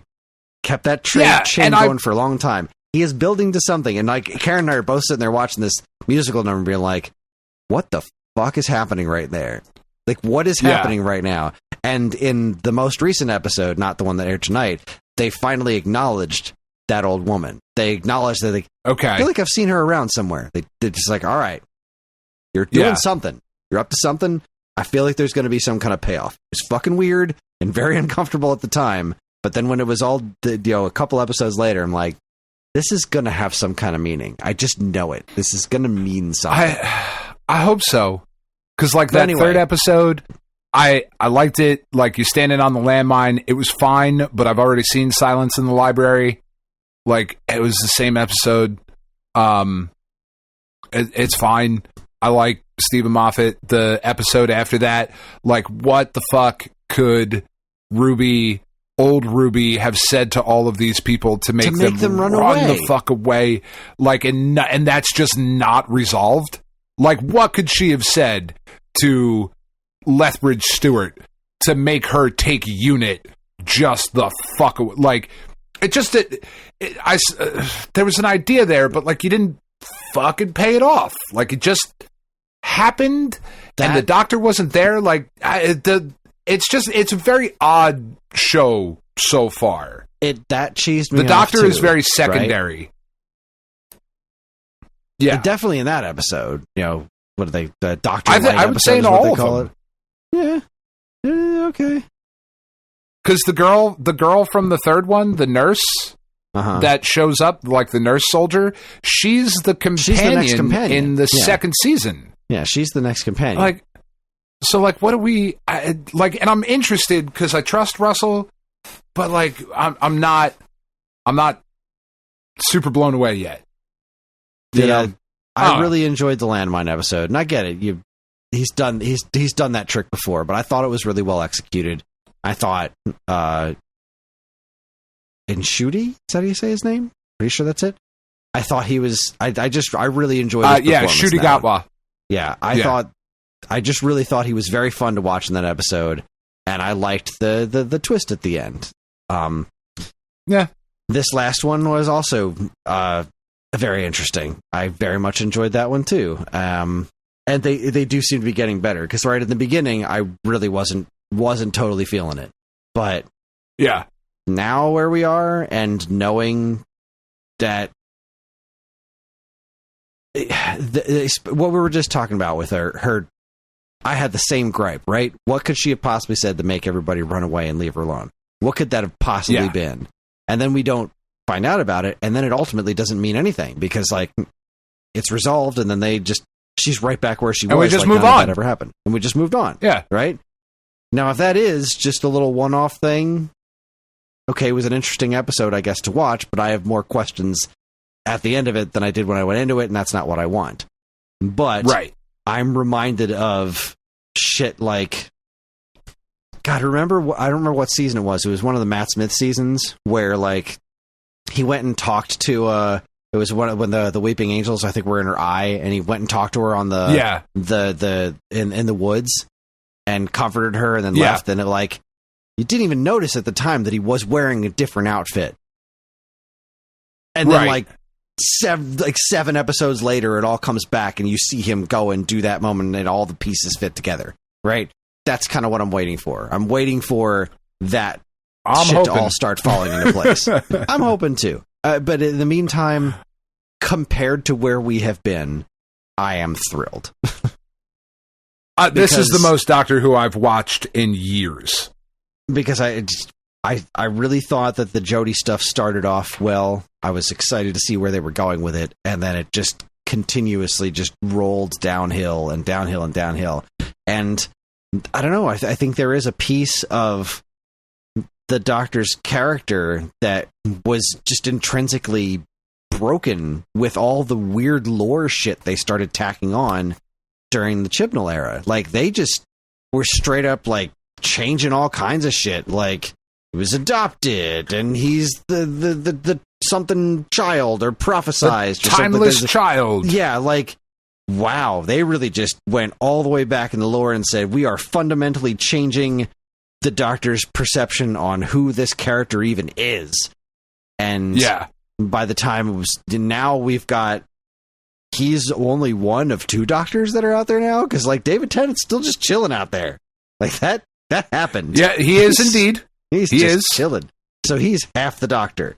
So yeah, the lack of confidence, I think narratively makes sense, but I'm looking forward to more of him knowing everything and spouting all the words and doing something, reversing the polarity of the neutron flow and fixing the problem. I'm being the Doctor. I'm looking forward to more of that, and I did think that there was a degree of that in last week's episode. I think we're getting there. So, all right, I'll take it. With that, we should probably take a break because we got a bunch more stuff to talk about, and it's not getting any earlier. So you are listening to the Stone Age Gamer podcast from Geekade.com, and when we come back, I forgot to say this part, we're going to talk about what's new at Stone Age Gamer, and we're going to hit up some week-old news. You're listening to the Stone Age Gamer podcast from Geekade.com. Stick around.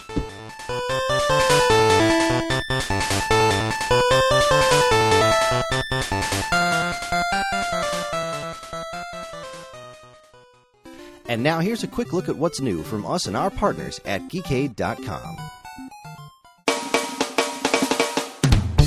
First up, have you ever met someone named Alice and thought to yourself, fuck, this lunatic needs to be chained up? I mean, I know that I have. My aunt is named Alice. She's like in her late 70s. Can't be fucking trusted, though. Like, every time we go over to her house, I'm like, it's fucking shady. Anyway, there's a rock band whose entire musical catalog is dedicated to songs about chaining up people named Alice. They're called Alice in Chains, and everything I just said is a verifiable fact. Actually, it's not. I'm a liar, except for that part about my actual Aunt Alice. She can't be trusted. But like that Henry Rollins song, which is famously not by Alice in Chains.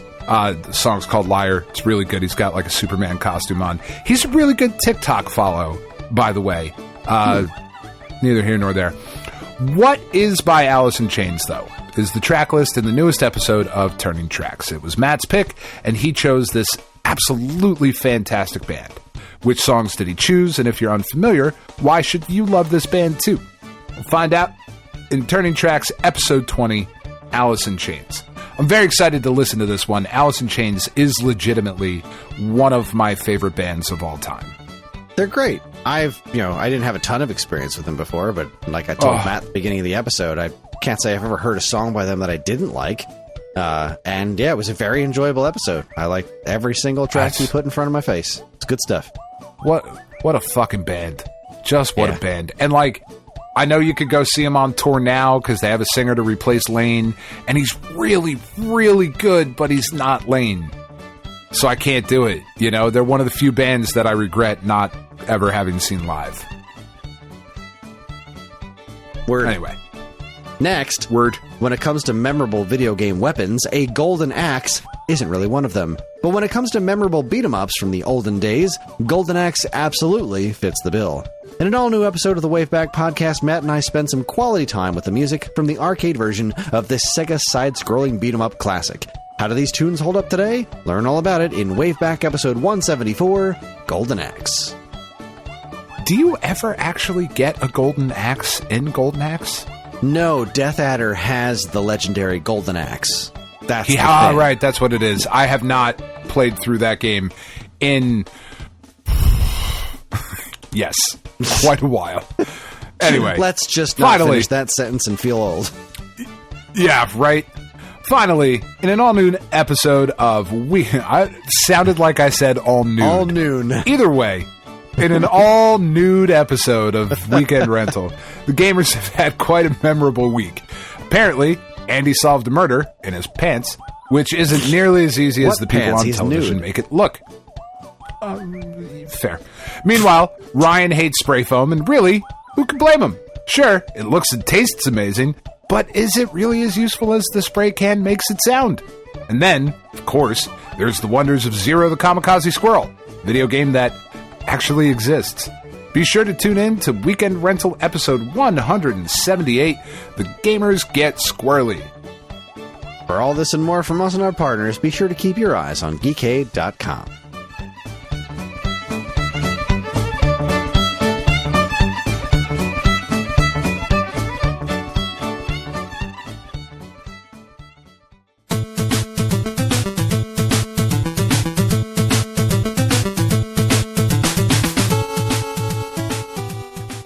Everybody, we are back, which means it is time for What's New at Stone Age Gamer. What is new at Stone Age Gamer nothing. Is a segment of the show where we talk about what is new at Stone Age Gamer. And you're right, nothing. Absolutely nothing. Fat lot of nothing. Big heaping stacks of nothing. Open up boxes, they're fucking empty. Nothing. Just a bunch of packing peanuts. There are lots of packing peanuts. Let's see. What is new at Stone Age Gamer this week? This is week 9 of still waiting on those Power-Based Minis. You know, for anybody keep track. Yeah. This is week 9 just of doing the podcast. Again, been asking for them since September. But we're just since we started counting here on the show, week 9. Let's see if we can make it to 10, everybody. We got the HyperFlash 32 E-Ink 32 meg flash card for Virtual Boy in this week. Have you seen this thing? I have not. This is a super cool flash cart that has a screen on it. So, like, whatever game you load up, it loads the cover art onto the flash card itself. In the little E-ink That's screen. Awesome. It's really flippin' cool. It's a tad pricey because it's completely insane and it's a Virtual Boy flash card. Sure. But I love it. I think it's awesome. I want one. There are also Retro Fighters just announced, and we'll be taking pre-orders soon-ish, I believe, on the Mantis, which is a mini wireless Bluetooth controller for PlayStation 4. That is very exciting. Yeah, it's I don't know. I guess I've never really got the mini controller thing. You know, I don't like mini controllers. Yeah. I like, decent, meaty-sized controllers. And the PS4 controller's pretty goddamn good already, so It seems like It a is. strange market. It's a very nice to tackle controller. for like let's make a good aftermarket controller. Like, well, the DualShock 4 is pretty great. So Yeah. I don't know. Yeah. Whatever. It seems like a thing. It seems like a thing that's happening. Is what the words I'm trying to say are just rambling. And last but not least, there's been a long-awaited update to. Oh no! I just got bad news. The Maze Landing Red Lobster is set to close as part of the company's bankruptcy. No! When is it closing? When is it closing? I go to Red Lobster every year for my birthday, and I knew that they were closing stores. I knew that they were closing stores. I already knew this was happening, but I'd hoped that the Maze Landing store was going to at least stay around through my birthday. Oh, stupid Press of Atlantic City won't let me read the article without signing up for stuff, and I don't want to sign up for stuff. When is it closing? It's what I want to know. Oh, profound sadness. I hope I get to go for my birthday one last time, or you know what? I'll just have to wind up going to one of the many actual seafood restaurants that are around here since I live, on the shore. But I was gonna say you're pretty close to the seashore there, Chris, where she is selling seashells. Yeah, I'm not really hurting for good seafood, but here we are. Profound sadness. Yeah. I've been going there for my birthday ever since my 21st birthday. My ex-girlfriend took me there for my 21st birthday to have my first legal drink, and it was the most ridiculous, stupid thing I'd ever... It was some giant blue, stupid drink. It's just like, no, if you're going to... And you hated all of it? I did, because that was the point. It's like, well, if we have to take you out for you have to have a drink on your 21st birthday. It's just a thing. So let's find the dumbest drink we can. I was like, well, I love Red Lobster. They got Cheddar Bay biscuits. Let's go there. So I got biscuits and seafood and a really dumb blue Windexy drink, and it was a good time. And I've been going there for my birthday ever since, and I'm really sad that one's closing down.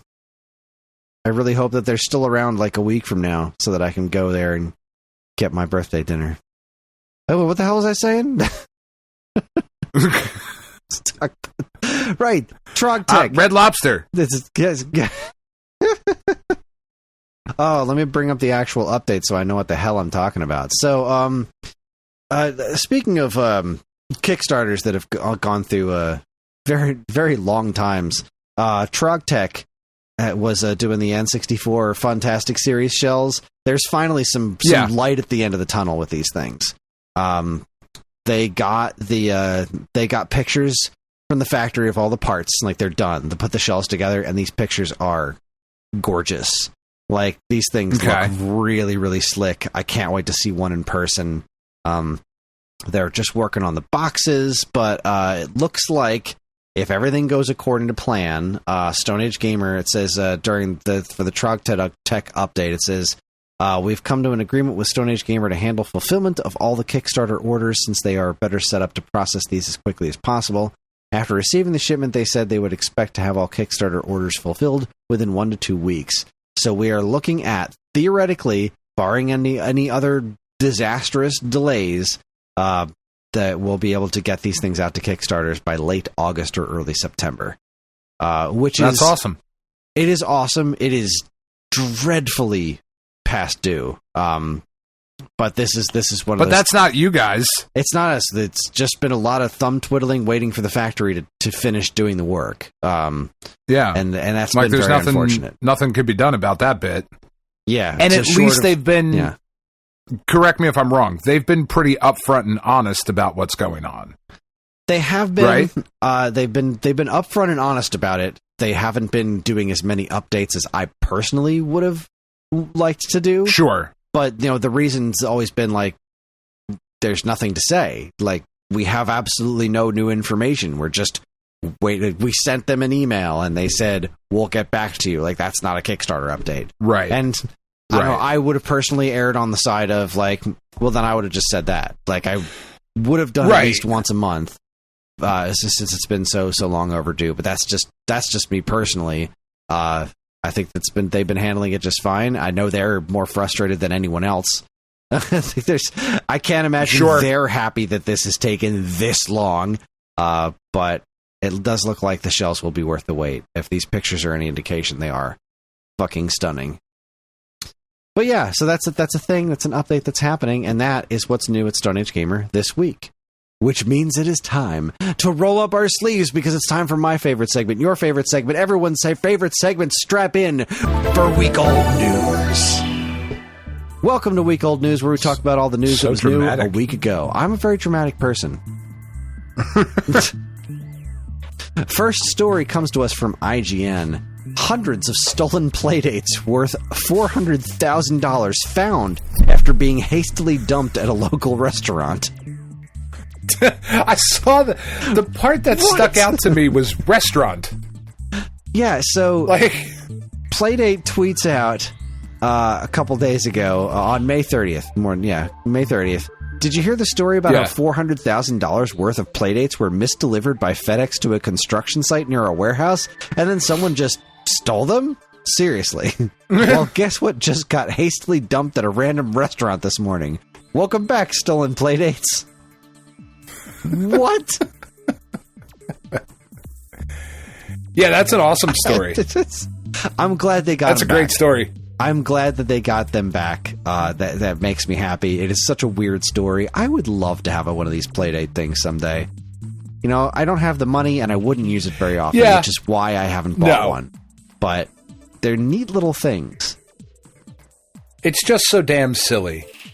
Right. It's so damn silly.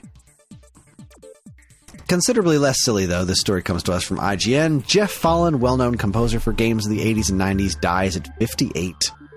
That is not old enough. That was pancreatic cancer. Yep. That's one of the ones. That's one of the ones. Let's not have that. That's one of the ones. And I think he was only diagnosed in like mid-May, early May, and then like 2 weeks later. That was it. According to Tim, Fallon passed away earlier this week while awaiting scans for a pancreatic cancer diagnosis on May 7th. Yeah, a month ago today when we're recording this. That's terrifying. But Spider-Man and X-Men, Terminator 2 Judgment Day, Yeah, he and his brother have both done some truly incredible game soundtracks. Yeah. Including, I don't think it was the brother that passed away. I think it's the one who's still with us. I think he's the one who did what I consider possibly the most underrated soundtrack on the Nintendo, which is Silver Surfer. Oh. No, Pictionary Silver Tim Surfer's Fallon? soundtrack is... Oh, yeah, Silver Surfer soundtrack is killer. Incredible. And yes, I think one of the Folans did Pictionary. Yeah, that's true. That's a big bummer. That's the fucking worst, man. It really sucks. is. Moving on, Nintendo Life reports Google employee reportedly tied to multiple Nintendo leaks. This is disgusting. I don't like leaks. Yeah. They piss me off, and apparently a lot of the Nintendo leaks that have been popping out all over the internet are from somebody who works at Google and just watched all their privated videos and then sent them out into the world. Cool. What a good dude. Yeah. Fucking gross. Just why you gotta yuck somebody's yum? Seriously, these people put time into trying to make these exciting announcements, and then you're gonna leak them out there so everybody can report on them and be like, here is the most boring way to find out this new information. Enjoy. Mwahaha. Yeah. Take all the fun out. Prick. 6 years worth of potential privacy and security issues, because this was not just Nintendo. This was... Oh, no. This is everybody. The database, which contains incidents from 2013 and 2018, reportedly details a case in which a Google employee had accessed several private Nintendo videos and leaked the contents of them online. According to 404 Media, an internal investigation into the report concluded that the activity was non-intentional. Okay. I mistakenly watched a bunch of videos that were private that were not mine. And then shared them with the rest of the world. Yes. Anyways. My bad. Go Nintendo reports, this is an interesting one, Mod Retro Chromatic, a pixel-accurate Game Boy cartridge-compatible portable revealed. I think this is this supposed to be like I don't know, somebody else's answer to the Analog Pocket, maybe? I think so. It looks neat. Like the actual physical thing looks neat. Comes in a bunch of different colors. Yeah. It's got the Chromatic features the only pixel-accurate Game Boy cartridge-compatible display. This 160 by 144 pixel 2.5-inch display behind a sapphire screen cover offers unparalleled crispness and accuracy. Game art is shown as the creators originally intended and creates a time machine-like experience. Fascinating. Yeah. Yeah, that's cool. Yeah, keep up the good work. keep doing stuff like that. I'm into it. This one's fun. Pure Xbox reports Metal Slug is getting the Tactics treatment on Xbox later this year. Metal Slug Tactics, which was announced during was it a Game Awards thing from like a couple years ago? 2 years ago? 3 years ago? Something like that. But it was coming to like PC and Switch. Now it's also coming to Xbox and PlayStation platforms. So, hooray! I'm glad this game isn't actually dead, because I know when this originally was announced, there was a lot of folks that were pretty excited about it. Yeah, I remember, because I think that was the year that got announced, and like, I think that was when Advance Wars Reboot Camp and the Front Mission stuff. Like, I think we were talking about how like, like if you're into tactics games, this is shaping up to be pretty banger shit. No. Well, yeah, I'm just glad it's finally coming. I'm glad it's not dead to the world, and we're going to see the game. Moving on, IGN reports Just Cause developer Avalanche shuttering 2 studios and laying off 50 workers. So here's yet another week where we have to report about studio closures. Wonderful. It says the decision is, quote, necessary to ensure a stable and sustainable future for the company. This has been we fucked up. Yeah, it's been a brutal time. We overextended ourselves, so we're going to make people pay for it. Not the people at the top who made the decision to overextend. No. Those guys are cool. Don't worry about them. They're fine. I try and never worry about them. I make a serious effort. I hate them. I hate them so much. Speaking of executives, Push Square reports it's a truly exciting time for PlayStation as new Sony CEOs take control. The PlayStation community is at the heart of everything we do. Yes. So let's see. Sony Interactive Entertainment CEOs on June 1st, Hideaki Nishino and Herman Hulst have issued a joint statement on the company's website. So there you go. PlayStation's got some new bosses in town, and they look like businessmen. They really do. Herman Hulst has been there for a while, though. Oh, yeah? He's a promotion? That's cool. Yeah, I believe he's been there for... Yeah, I'm pretty sure he's been there for, like, quite some time. Well, that's something. Yeah. Well, it says the new CEOs will be approaching the business from a relatively fresh perspective. I don't know. I'd like to see some good stuff come out of PlayStation. I know this is their most profitable generation, but it's also been their most boring to me. Yeah. Except for a story that we'll get to later. But next up, Pure Xbox reports original S-model Xbox controller returns for Series S and X this August. This one took me way too long to get the joke. This is a new wireless version of the Xbox S-type controller. It is called the Duchess. Instead of the Duke? Instead of the Duke. It took me like a couple minutes to get that. It's like, the Duchess, that's a weird name. Oh, the other one's the Duke. Cool. Okay. Wonderful. It's moving on. The S-Type is a pretty decent controller, so... it is. I like cool. that controller quite a bit. Yeah, I had some good times with it. Honestly. Although, I don't know the last time you picked up one of those controllers, but Xbox controller cables are disintegrating. The plastic on the cables are just... Every single one of mine is just a sticky, disintegrating mess.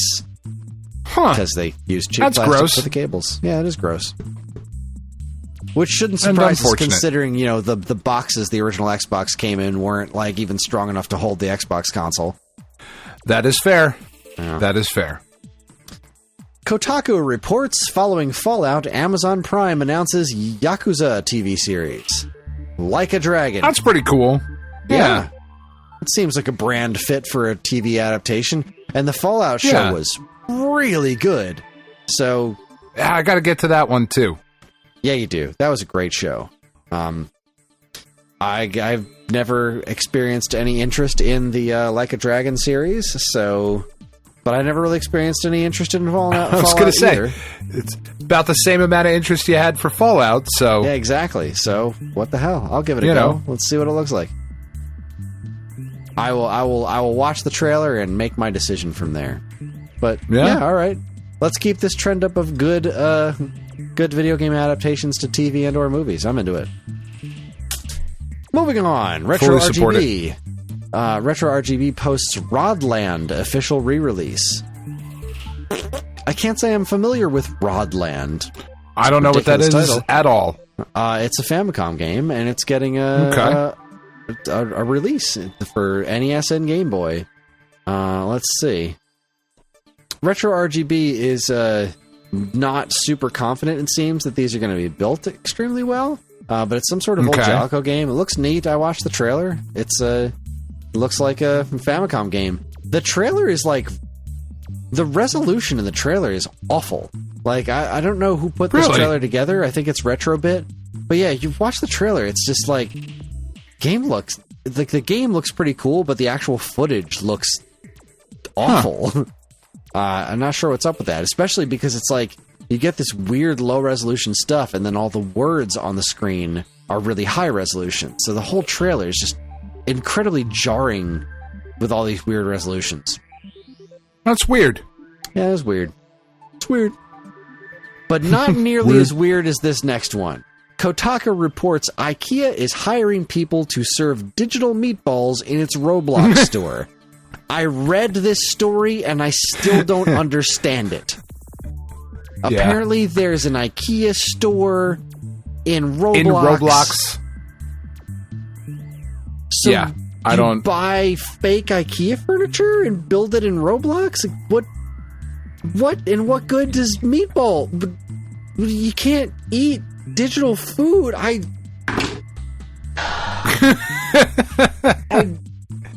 My head hurts, Dan. Just thinking these words. I don't know. I'm not entirely sure either, Chris. I'm not entirely sure. I swear to God, I don't think this is because I'm old. I think this is just stupid. I don't think it's... I'm old and out of touch about a lot of things. I feel like this is just stupid. It's not intelligent, no. I don't know. I don't get Roblox. I don't get any of it. It's fine. I'm moving on. I don't want to talk about this anymore. I know. Oh God! Oh, this one. Right, out of the frying pan into the fire. This fucking story. Kotaku reports Call of Duty's quote unquote trans bullets are the latest right wing conspiracy rage bait. I saw that. Yeah, it's fucking great. So there's apparently one combination of guns and ammo that you can put together that will and we're not even sure this is an intentional thing, but the bullets can be emblazoned with the colors of the trans flag. And the worst people on the internet are because of all these trans shootings lately, this game is literally training trans people to become terrorists. That's right, they are.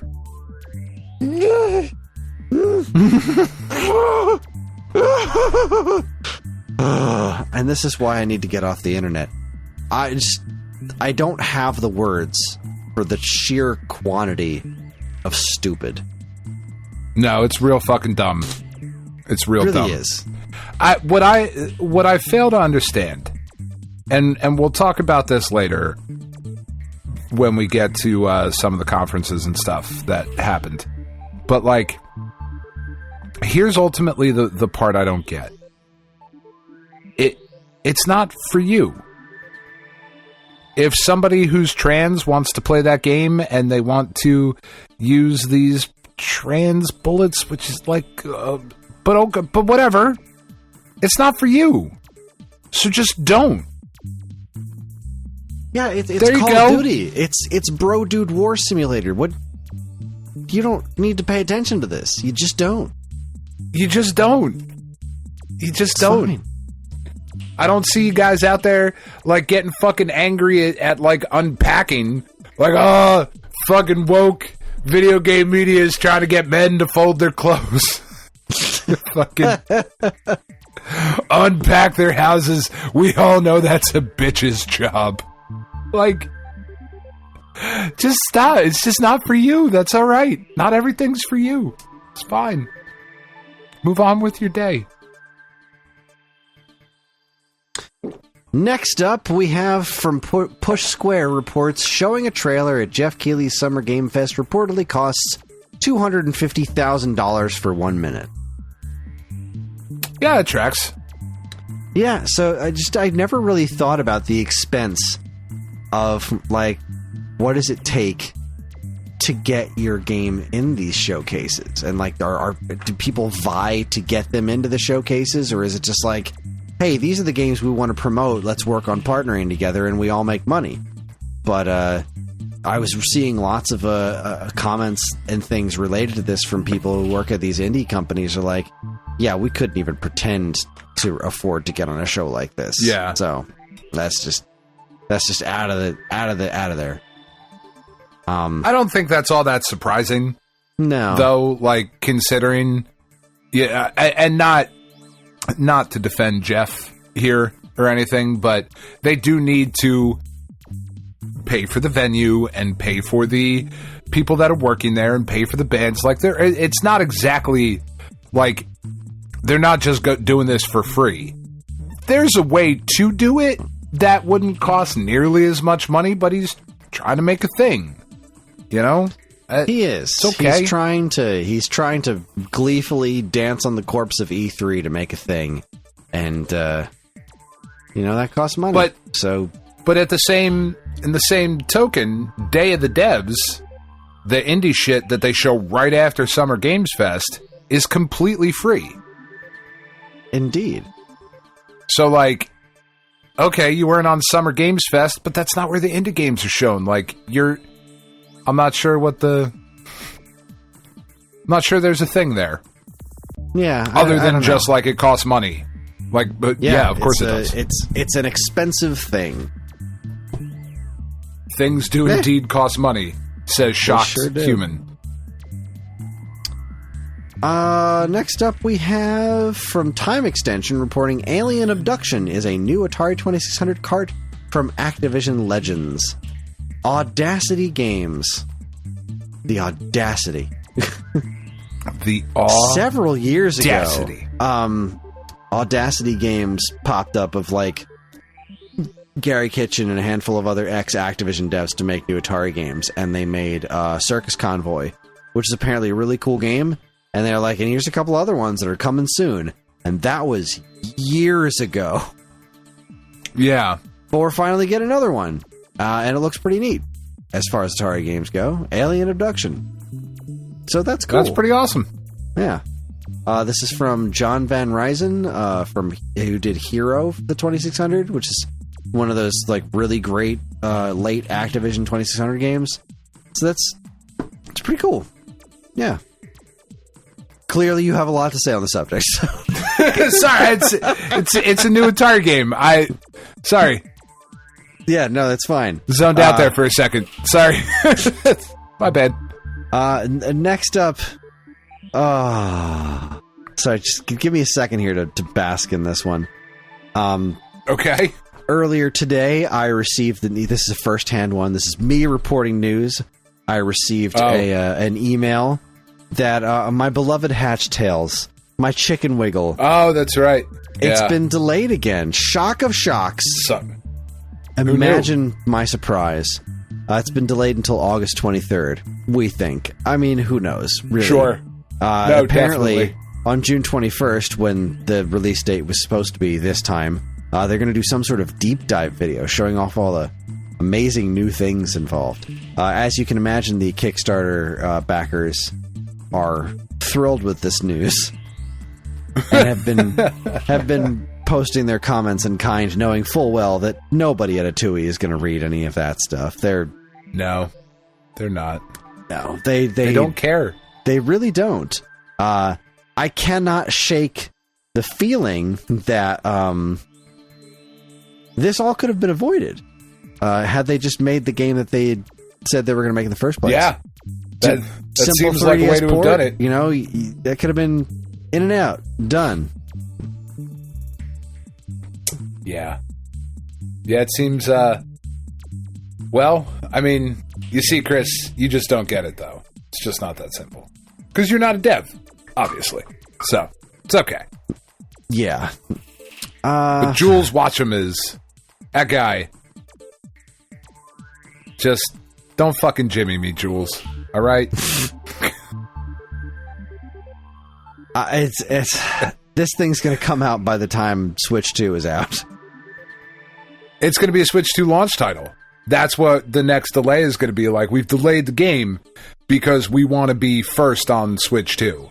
Because that's the best place to play whatever the fuck this is that we've come up with that you didn't want. This game, at this point, has to be as good as, like, Super Metroid. Like, that's or the beyond kind Good of and Evil 2. Yeah, like, that's the kind of ill will that has been built up behind this just continuous fucking goalpost moving and rug pulling. It's just a very odd way to go about things. But, I mean, obviously, they haven't been working on this game this whole time. Like, they didn't do shit with this game. And they're trying to make it seem like it's gone through all this tumultuous development, but, like, you took the money, you got bored of this project, which you clearly didn't want to do in the first place. You spent the money on making other games, saying, yeah, I'll finish this one at some point. Ooh, what if I did something fancier? And then you just keep building up the expectations, like, oh, no, we've been working on it. We've been changing stuff. We've been building all this stuff in the back. Yeah, it's going to be great. It's going to be amazing. And they keep showing off these things like, oh, now you've got a silhouette level? That was neat in Donkey Kong Country Tropical Freeze a fucking decade ago. Like, wow, you're really innovating here, guys. He's got a grappling hook. Well, shit. Sign me the fuck up. This was well worth the wait. Yeah, that's frustrating. That's very annoying. Yeah, and you know, I'm enjoying reading through the old comment sections. You know, all the people that are like, "This is ridiculous," and there are definitely folks that are saying things like, "This was always meant to be a scam." It's like, I don't think this was ever meant to be a scam. I, honest to God, I don't think so. He was so angry that the 3DS sales didn't go through the roof like he expected them to, and then he decided, well, all right, that's what everyone says. They would have bought this if it was on the Switch, so that's what I'll do, but you're going to pay for it up front. And then he got the money and was just like, shit, I don't actually want to do this. I guess I just fucking won't. Yeah, that's weird. And finally... Oh, no, we do that shit all the time. We're not talking about this fucking Super Mario Brothers cartoon I watched, so... True, but we're going to. We're going to. That's going to happen. Hey, August 23rd. Why? Because we already did the work. We watched the show.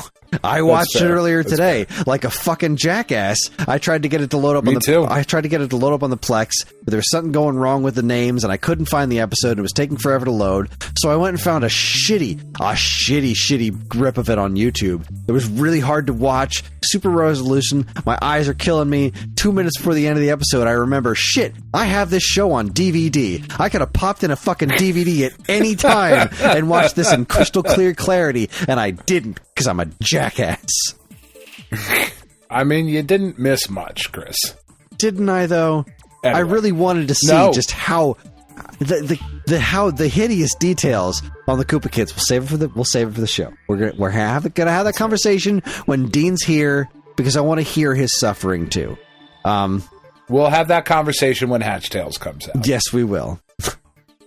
And last but not least, just because I have to touch on the drama, our good friend Smushy Geoff, which is what I'm calling him, again because he absolutely Google searches his name. Has added Jason Schreier to the Kotaku Detected website. Oh, and there's a website. Yeah, that's a thing that he the thing that Smushy Geoff is working on. He created a website called Kotaku Detected. It was based on the whole Sweet Baby Ink Detected or whatever thing to call out people who are not interested in the wokeism, the woke mind virus that's destroying the game industry. So everyone who was connected to Kotaku in any way, shape, or form, who was woke journalism, he's making a list on this website, and that's the trouble. He's literally making a hit list, with people's information that's publicly available and their transgressions listed underneath them. As he has so decided? As he has so decided. And it is, it's really something. So Jason Schreier, earlier this week posted, something because he works for Bloomberg now, I want to say, did some actual journalism and, put together this, this God article. Forbid. I know, actual journalism, which he tends to do. And the critics at this particular moment in time don't so much. Posted an article about the failure of what was it? The Suicide Squad game. So this thing failed for a number of reasons, and when it was pretty obvious ones. When it was posted on Twitter, somebody replied, "Not one." So this is user Justin NC. "Not one mention of the woke tone turning off fans or SBI influence? Really, Jason?" To which Jason responded, "This article is about what actually happened." Oh, boy.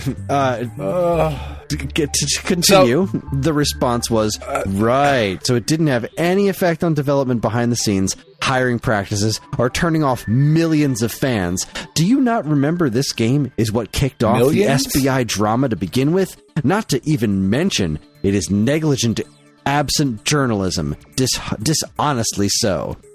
To which Jason replied, "I asked 24 people who worked on the game what went wrong, and not a single one mentioned the words sweet baby. You are chasing angry hallucinations created by grifters who make money off your rage." Yeah. This exchange has gotten him on to Smushy Geoff's hit list as a woke... Well, sure. A woke journalist. Let's see. Let me find the actual... I want to see how he wrote up his transgression on here. Just got to find it, which means going through here. There we go. Latest addition to his Kotaku Detected site. Intentionally misled readers about why Suicide Squad failed by leaving out any mention of SBI. When questioned, he dismissed any concerns as, quote, angry hallucinations and rage clicks. Yeah. It's what they are. I'm failing to see how a game where the bad guys go around murdering the heroes is woke. What about that is woke? Harley Quinn's a lesbian, if not bisexual, as a character. And one of the other characters is a fucking crocodile! Or shark! Or whatever the fuck he is. Stop it! It also appears that he has already made a new YouTube video about useless journos. Like, the entire thing is this rage bait grift. It's so gross, and I'm done talking about it. I really didn't want to talk about it much in the first place, but it seems it is an important thing that is happening in the world of video games right now. That the bottom just keeps going lower and lower. And it's a shark, Chris. It's dark. It's dark and it's he's sad. A and fucking it makes me sad. Shark. And with that, he's a. God damn it! That wraps up week old news. There we go. Not a lot of great news this week. No, is there ever? Well, yeah, we're going to be talking about a bunch of cool stuff because after the break, we're going to do some recaps on the various expos and directs and things that have happened in the last 7 days since our previous episode. And there's some pretty interesting stuff to talk about. So, hang out, get yourself a drink, a little snack, listen to some commercials, and you're listening to the Stone Age Gamer podcast from Geekade.com. Please, kindly, stick around.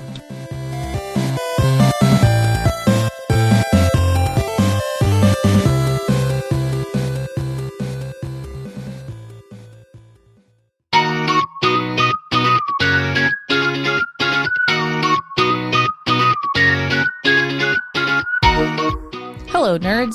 This is Angie from this week's episode. I'm here to ask you a question. How do you feel when you go to a comic shop and you pick up a new book and then you try to read it and you have no idea what's going on in the series? It's annoying, right? Well, I'm here to tell you Tales of Cape Fear is nothing like that. We are a locally made, locally owned comic book anthology, and right now we are running a Kickstarter campaign for our 5th installment.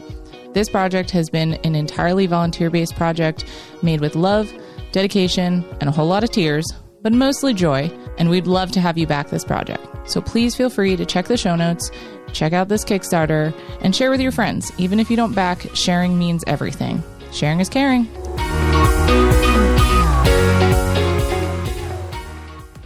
Do you enjoy the Stone Age Gamer podcast and other shows on the Geekade Podcast Network? Do you wish you could listen to them sooner than the regular unwashed masses? Do you wish you could contribute in some way? Well, then you should check out the Geekade Patreon. Yes, the Geekade Patreon is a wonderful and very much appreciated way for you to help us pay the bills and keep our shows running week after week. As a Geekade patron, you'll get a monthly podcast topic schedule and early access to nearly every show on the Geekade Podcast Network, as well as access to a patron-exclusive monthly show called DC's Amazing Movie Time from the creators of the Weekend Rental podcast. So head on over to patreon.com/Geekade and become a loved and appreciated member of the Geekade Patreon team and get early access to shows like the Stone Age Gamer podcast, this week's episode, Turning Tracks, and a whole lot more. See you there. Hey there, Stone Age Gamer fans. Are you also fans of Star Trek? Well, maybe you'd like to listen to yet another podcast, maybe yet another Star Trek podcast. You see, me and my friend Majid, every other week, we talk about the original series, we talk about Strange New Worlds, we talk about Star Trek. We have a third friend, Brad, who's sometimes here, but he hasn't been. I don't know why. So come on over and listen to our show, Yet Another Star Trek Podcast, at yetanotherstpod.com or wherever you get your podcasts.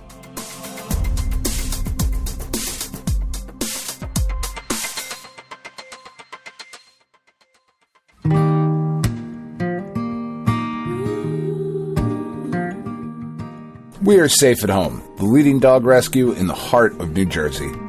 Are you searching for a loyal companion, a dog that will bring love and joy to your home? Look no further than Safe at Home. At Safe at Home, we believe in giving every dog a second chance. We rescue, rehabilitate, and find loving forever homes for dogs in need, right here in the Garden State. Our dogs are ready to make a lasting impact on your life. Each one has a unique story, a wagging tail, and an incredible capacity for love. When you adopt from Safe at Home, you're not just gaining a pet, you're becoming a part of our family. Our dedicated team ensures a seamless adoption process, providing ongoing support and guidance. With New Jersey's beautiful parks, beaches, and trails, you and your new furry friend will have endless opportunities for adventures and cherished memories. Safe at Home relies on the support of compassionate individuals like you. Your donations and volunteer work enable us to continue saving lives and finding forever homes for these amazing dogs.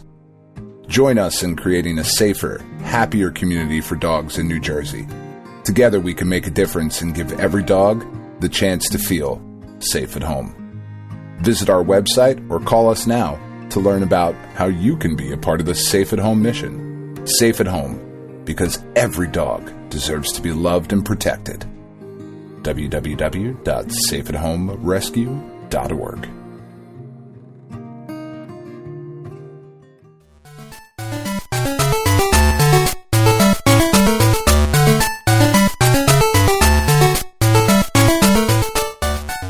Okay, we are back. We have returned, and it is time to talk about not E3. This really kind of worked out because we would just be doing week-old news for a fucking hour, and then we still have a cartoon to talk about.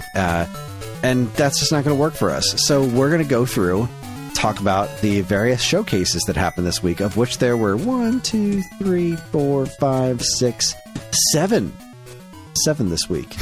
And we're going to start... watched 2 because I wasn't prepared to talk about this week. I thought that is okay. I don't think you missed a whole lot. There's some interesting stuff here. There's some not so interesting stuff here. First things first, there's the OT Games Expo 2024. This is a company that we talked about last year. OTK, I think, stands for One True King. This showcase was 4 hours long. Oh, boy. That's a lot. That's a lot of hours. Yeah, it was a lot of hours. I'm trying to remember what was even showcased in this one. There was a lot of stuff. Well, here's something that I have an issue with. Okay. I just went to the OTKGamesExpo.com because I didn't watch this. It says showcasing 30-plus video game studios and genres with the OTK crew. Cool. So I start scrolling down. Where to watch. Expo has ended. There's a little video. Doesn't look like I can click on it.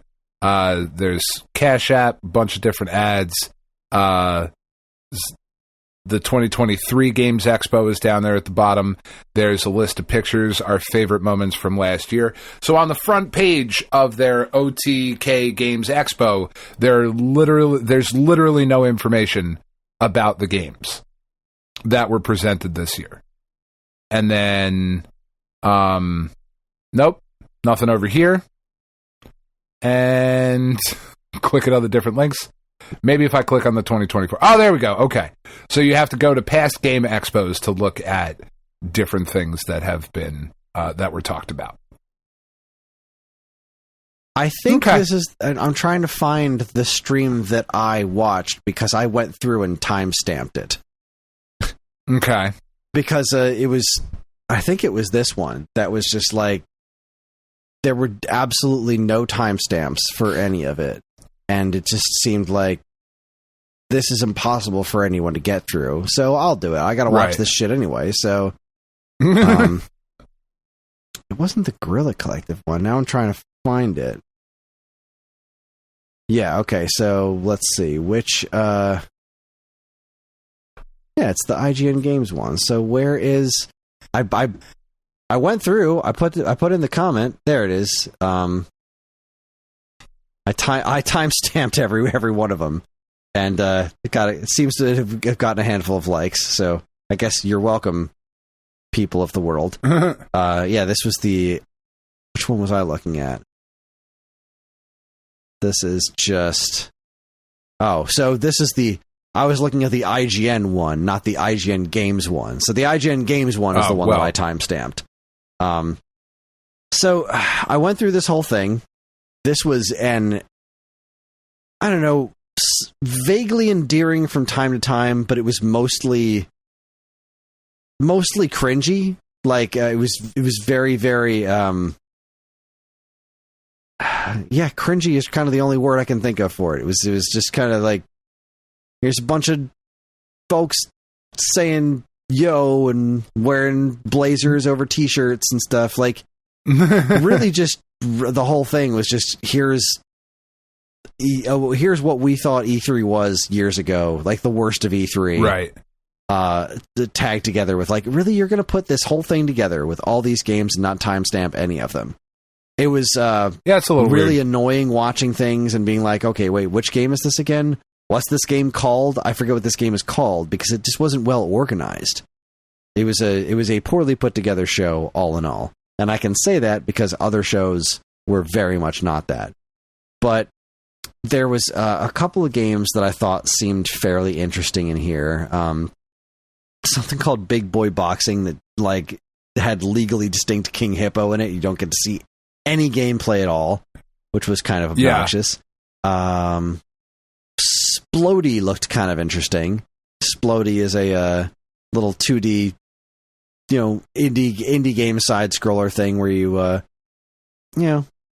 not Splode. entirely unfamiliar to like the concept of Splosion Man, but yeah, it looked kind of neat. I was a big fan of what was it? Screenbound looked really cool.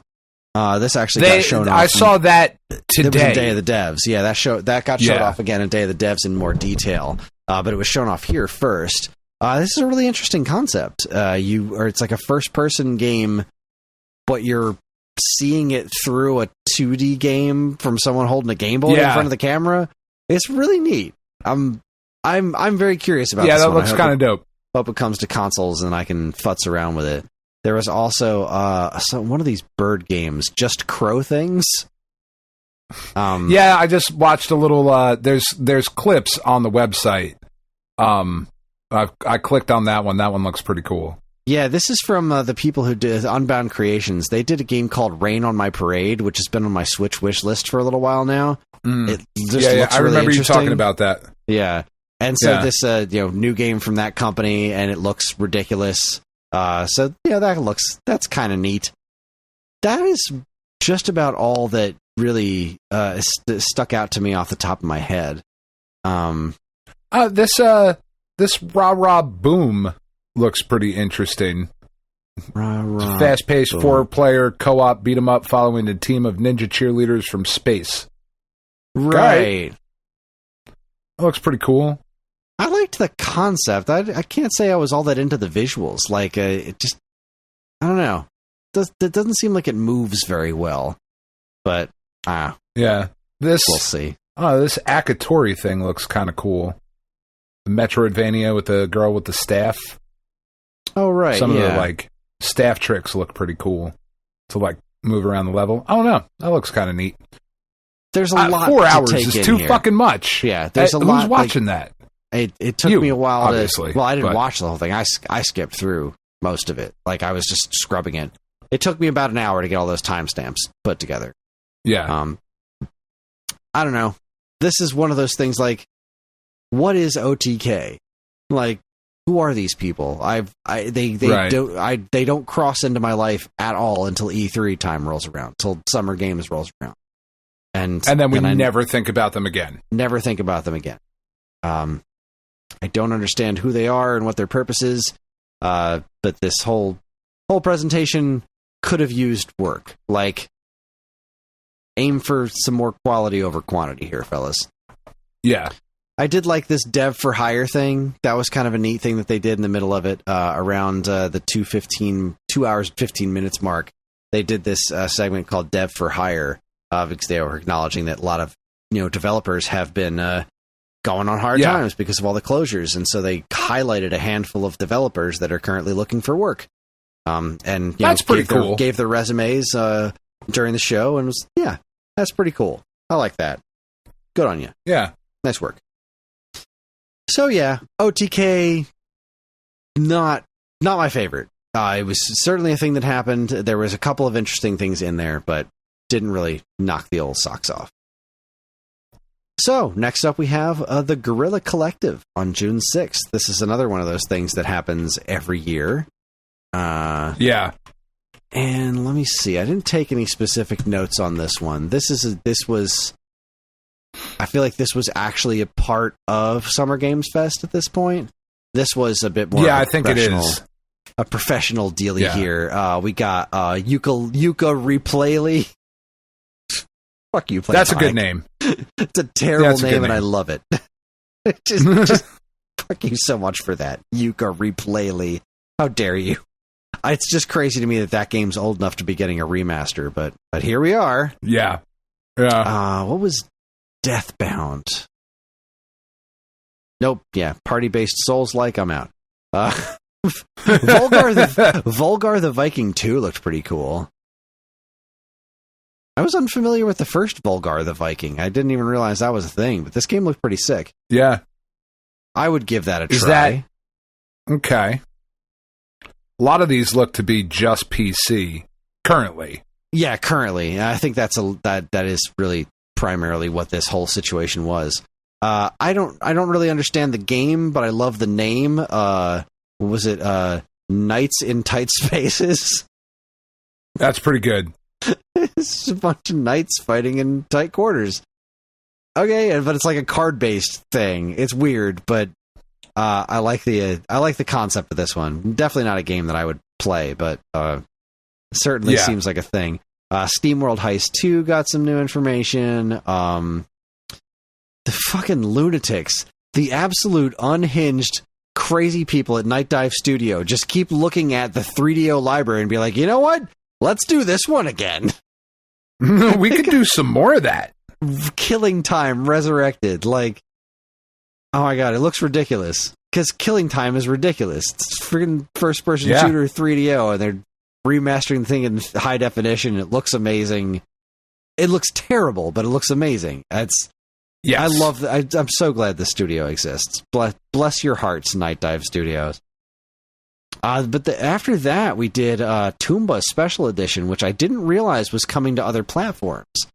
I always thought that Toomba was I always thought Sony had a stake in that. Yeah, like I didn't think it was just like a thing that was made for PlayStation. I thought they had a stake in that. But I guess following... Guess not. Well, you know what? That's just it. Following some other news that happened today, maybe it is, and that's just a thing that's happening.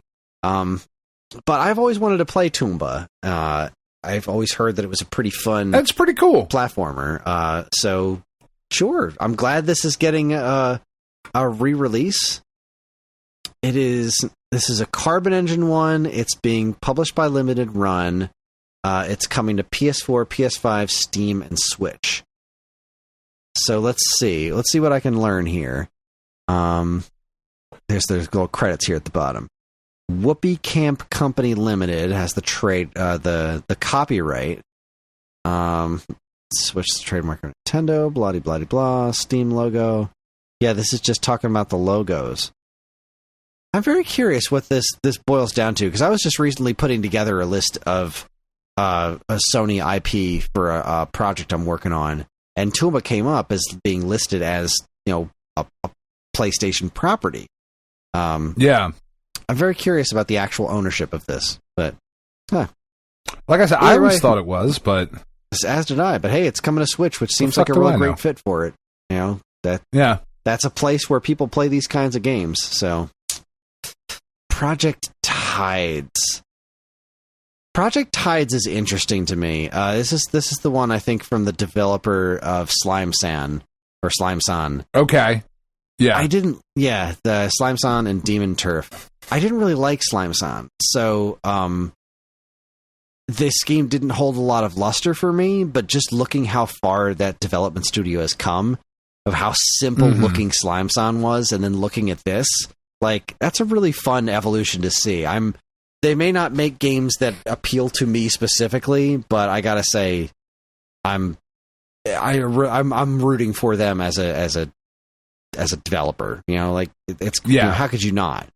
That kind of thing is cool to see. What else was interesting from this? There was this ninja game, looked pretty cool. God, there's so many games. There was one thing that I am super interested in that they showed. And that is the Transylvania Adventures of Simon Quest. Oh my god, I'm super into. This game. I've been following this game for a while now. I didn't realize it was coming to Switch. That makes me really happy, because this started as like a remake of Castlevania 2, and then he was just like, "Yeah, fuck it, let's just turn this into my own game." And it is so It is so legally distinct from like Simon's Quest. I love that it's Simon Quest, which I believe was the main character of the Simon's Quest Worlds of Power novel. Yeah, it's just a dude named Simon Quest. Oh my god, the Transylvanian Adventure of Simon Quest. This looks magnificent. I am really into this one. But this is another show where it's like I cannot, and I can't imagine anybody can, pay attention to this many fucking games. Yeah, this is over 70 games. Yeah, 70 fucking games. Like, taking this too far. That's like nuts. You've got to, I understand you want to give as many games as possible a spotlight, but when you do this much, you're not giving any of them a spotlight, right? Because who can have a spotlight in a 3-hour video? You just can't. 3 hours and you got 3 minutes. Like it's just too fucking much, man. Yeah, and there was other neat stuff in here for sure. Like I remember I flipped that through this whole thing. Yeah, that's looking pretty cool. I can't remember the names made of by anyone. Former Tony Hawk people. And I guess that's another problem. Even if you do watch all of it, how are you supposed to remember what was what? Like Toxic Crusader still looks great. Hooray. Somber Echoes. And that wasn't even the last thing they did. That game looked neat. Somber Echoes. Another Metroidvania. They showed more Anton Blast stuff? They not really. They just showed the animated intro. So no new gameplay or anything like that. They showed up the whole animated intro, which is kind of cool. Frogun Encore. Frogun. Okay. What's special about this? This game isn't that old. I missed this one. Right, Frogun was the one that looked a lot like Croc for PlayStation 1. I know people were rather fond of this game, so here's the sequel to Frogun. Frogun Encore. Okay. All right. Well, as far as the actual presentation goes, it's a lot. I didn't hate the actual presentation. Like the presentation itself was, a couple of folks in between sitting in front of arcade cabinets and saying things. Not really. I didn't get as much of a "Hey, fellow kids" vibe from this one. But yeah, my biggest gripe is it's too long. It's too much. It's too long. It's too much. I know there's so many games to cover, but at a certain point, you've got to limit it. You've got to break this down into something that can be more memorable, and just do it again 6 months from now or something. Like you just cannot there's too many good games. You cannot spotlight everything. And if you're making your presentations this long, it's just never going to work. Like you've made everything that was in here far too forgettable. That is an insane 70 games shown off. Like that's just a fucking bananas amount of games in a 3-hour presentation. Like that's too dang much. This one, on the other hand, apparently happened last year as well, and I didn't know about it. I'm so glad I discovered it because this was a really fun showcase. The Homebrew Games Summer Showcase 2024. Runtime 34 minutes. I can do that. There you go. This was... I thought that I would wind up skipping through this, and I absolutely didn't. They included because there was a lot of games, they included a spreadsheet. There's 120 homebrew games showed off, and they were like, "This is a lot. Here's a spreadsheet. Here's a spreadsheet with all the different all the games in the order that they were in, what platforms they're for." Yeah. Here's what happened. I started watching it, and I couldn't stop. They go by at a relatively quick clip. Every single one of the games is introduced, and then in the top corner, for the entire time the trailer's happening, it says what the name is and what platform it's for, so you never forget what it is you're looking Genius. at. That information's always there. Exactly. Genius. And it's 34 minutes, so it goes by at a pretty quick clip, and I was so entertained, I couldn't stop. there was no point that I was like, all right, I can skip this, because the trailers are all short enough where it's like, all right, we'll move on. Here's what I'll say about this. The NES and Game Boy Color stuff in particular, I was so impressed by. I cannot believe the visuals people are getting out of the NES these days. Like, the first game on this list, Former Dawn, is like, it's so crazy that this is an NES game. Looking at the way this animates and how the colors all come together, like, this is freaking wild. People are doing some really incredible shit with Homebrew. Yeah, there's a lot of really fun, like, there's definitely a handful of Homebrew stuff you look at and be like, so you put Dr. Mario on Game Gear, got it. Or this is Bomberman. This is your take on Bomberman, got it. But there was other stuff that just all looked really interesting with really crazy graphics. There was one Virtual Boy game in there that looked really cool. It was a racing game. Couple of Super Nintendo, handful of Genesis, some Lynx, some ColecoVision. Like, they were really all over the map. Like, there was stuff on tons of different platforms in this. And it was a really entertaining showcase. And the Homebrew community, I think, is a really interesting one. Obviously, indie devs are their own thing, but I feel like Homebrew is just like, there are a lot of what am I thinking of here? Sorry, throat was getting dry from all that talking. There was one of the showcases. What was the last one we just talked about? There was the OTK one that was all those indie games. So many of the games during that showcase seemed like the entire purpose of them was, I want to make a video game. And then, like, that was the inspiration. I want to make a game. Here's something I like. I'm going to make my take on that. Here's my version of this. Whereas that's not enough. That's one of the reasons so many of the games in the OTK Games Expo felt so forgettable, is because so many of them seemed derivative, and so many of them seemed to come from a position of, I want to make a game. I want to make this game. I want to make a game. And then this is what they came up with. Doesn't much matter what the game is. Yeah, just I want to be a game developer, so I want to make a game. That's what it feels like to me. I can't say for sure that's what it is. I'm not these people. I don't know their stories, but that's what it came off as. Whereas the Homebrew, every single one of them was like, I have an idea. Because if you're going to make a Homebrew game for an existing system, you've got to be kind of nuts.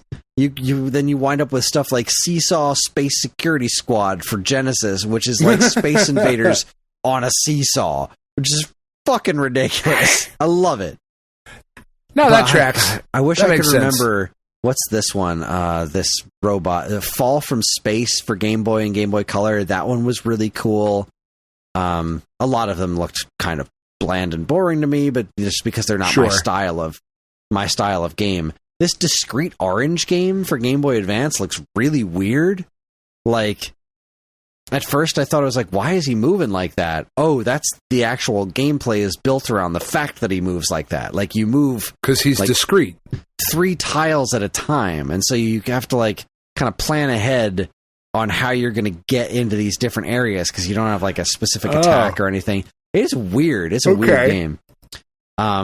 And what was the last one? I feel like the last game they showed off was Phantom Gear for Sega Genesis. This game looks sick.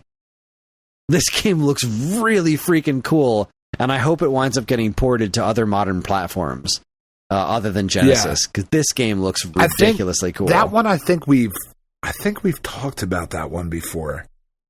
That sounds relatively familiar. Maybe it got brought up in the Discord at some point. I don't know. Yeah. All I know is that the trailer for this one. It's really not a good sign, Chris. Oh, I'm sorry. I'm working on it. I'm trying. Yeah, that one kind of knocked my socks off. This was a really fun presentation. I really liked the way this was put together. That it was only a half an hour. The fact that it was a ton of games was fine because there was a spreadsheet and the games were listed on the screen the entire time. Yeah, that was a good one.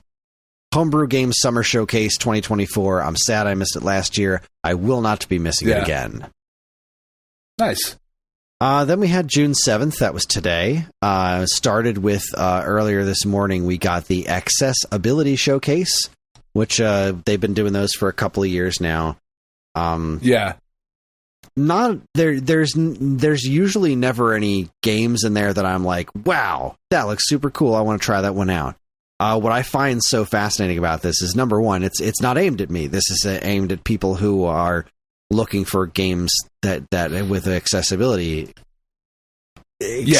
functions, like games made by disabled gamers, or just disabled developers, or you're just looking for the latest in what are the new accessibility things we're adding to games that other people can add to. I just find it to be bunch a fascinating of woke showcase. bullshit, Chris. Sorry. According to the comments. Yeah. Sorry. No, you're not sorry. How dare you? I'm accurate, which is the sad part. Yeah. But yeah, it's it looks like it did pretty well. It got 4,500 views, which seems pretty solid. Yeah, that's awesome. There was one game in here that I did think was utterly fascinating. Let me find it real quick.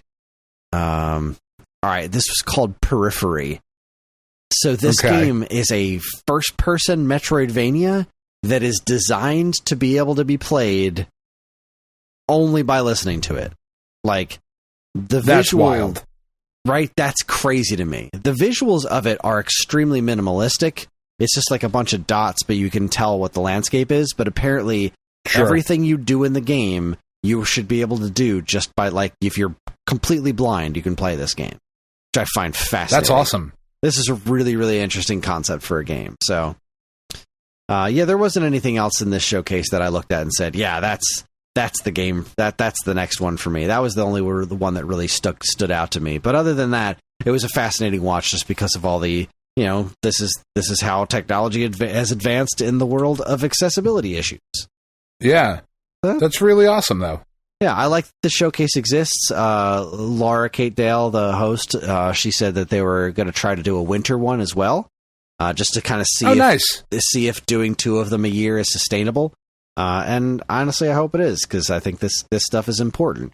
It's not important for me right now, but, as somebody who loves relying on that old rewind button on Nintendo Switch Online, I imagine 10, 20 years from now, this stuff is going to matter to me. So, yeah. I'm glad that it's out there, because gaming should be for everyone. All right, time for the big beefy ones. Summer Game Fest, officially the big one. Geoff Keighley's E3 killer is here. Yeah.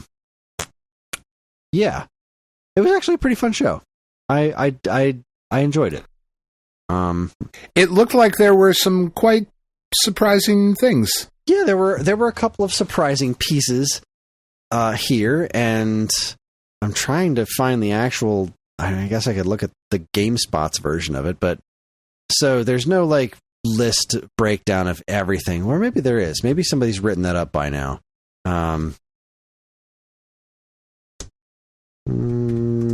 Recap. Let's see. Digital trends. Everything announced at Summer Game Fest 2024. So, the first one on this list here was a shock to me. Sony announces Lego Horizon Adventures, which in and of itself looks fucking awesome. That is a very strange property to be making a Lego game out of, but you do you. But back to what we were talking about, Toomba, this is coming out on Switch. Yeah. Why not? Weird. Well, because it's a PlayStation game. It's Horizon. That's what's weird about it. But here we are. Like, yeah, we understood that MLB The Show was a thing, and that was a very specific situation, right? This is a Lego Horizon game, which is, in and of itself is completely bizarre, but the fact that it's coming to Switch, like, this is a full-on PlayStation property that... Yeah. I think it's pretty cool. I do. I think it's incredibly cool. I was seeing a couple of interesting reactions to this, that the Switch ecosystem is so attractive right now that even PlayStation is looking at it and being like, yeah, we can sell games there. but Nintendo will absolutely not be putting their games on other platforms. Can you imagine? One day. But why would they? They don't have any reason to. They're doing so well. Neither does Sony. Sony doesn't have to do it. True. I feel But like they're not? in a because their games are going to sell on Switch. I feel like at this point, Nintendo's games might not sell as well on other platforms. They're just not in that position right fucking now. Breath of the Wild, Tears of the Kingdom would. Metroid Prime 4 would. Super Mario Wonder, probably not as well as you would like a Mario game to sell, but fuck it. Put Mario Kart 8. Get it everywhere. Keep putting that shit out. They play that shit way too close to the vest. Like, they do. I don't know. I have this very strange feeling about the PlayStation ecosystem right now. I know it's making a lot of money, but I just don't know on what.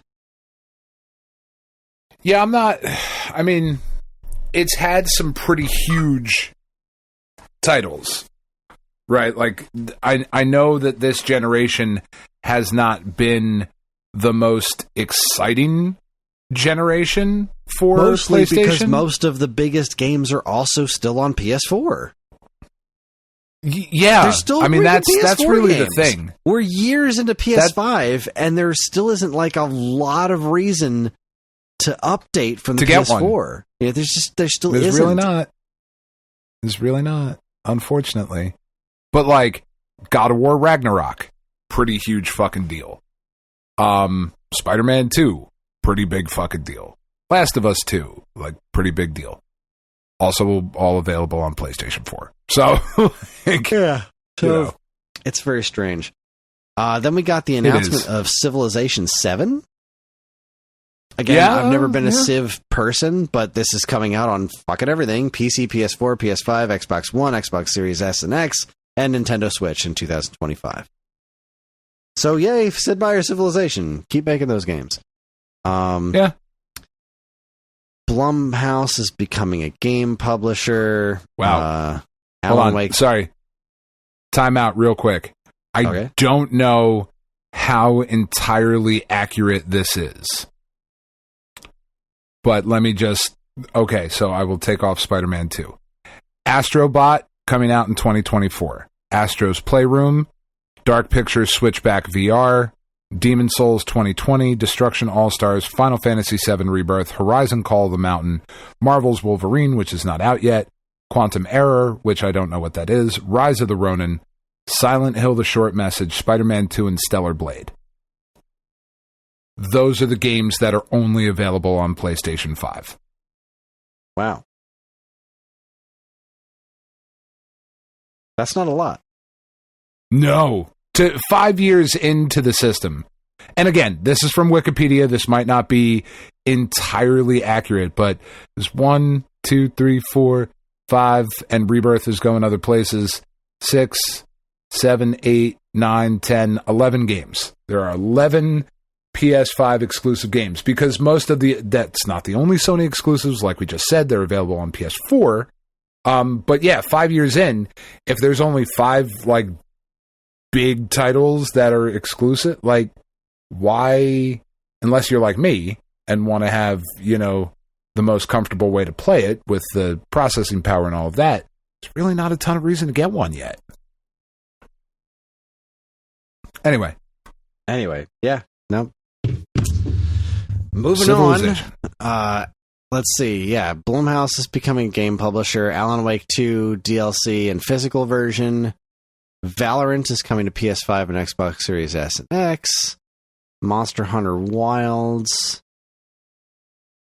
Oh wow! So this is a terrible breakdown because this actually isn't going through everything. It's just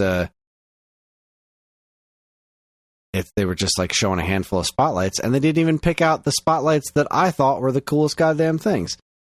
So let's see. Everything else. No More Room in Hell 2 was announced. Harry Potter Quidditch Champions. Cuff Bus Star Wars Outlaws. Got some new gameplay. Lando Calrissian. Yeah, I saw that. We're gonna get more of that during the Ubisoft show. Blah, blah, blah. Asgard's Wrath 2, Once Human, Warhammer 40K. Oh, God, this was a fun moment. Batman Arkham Shadow.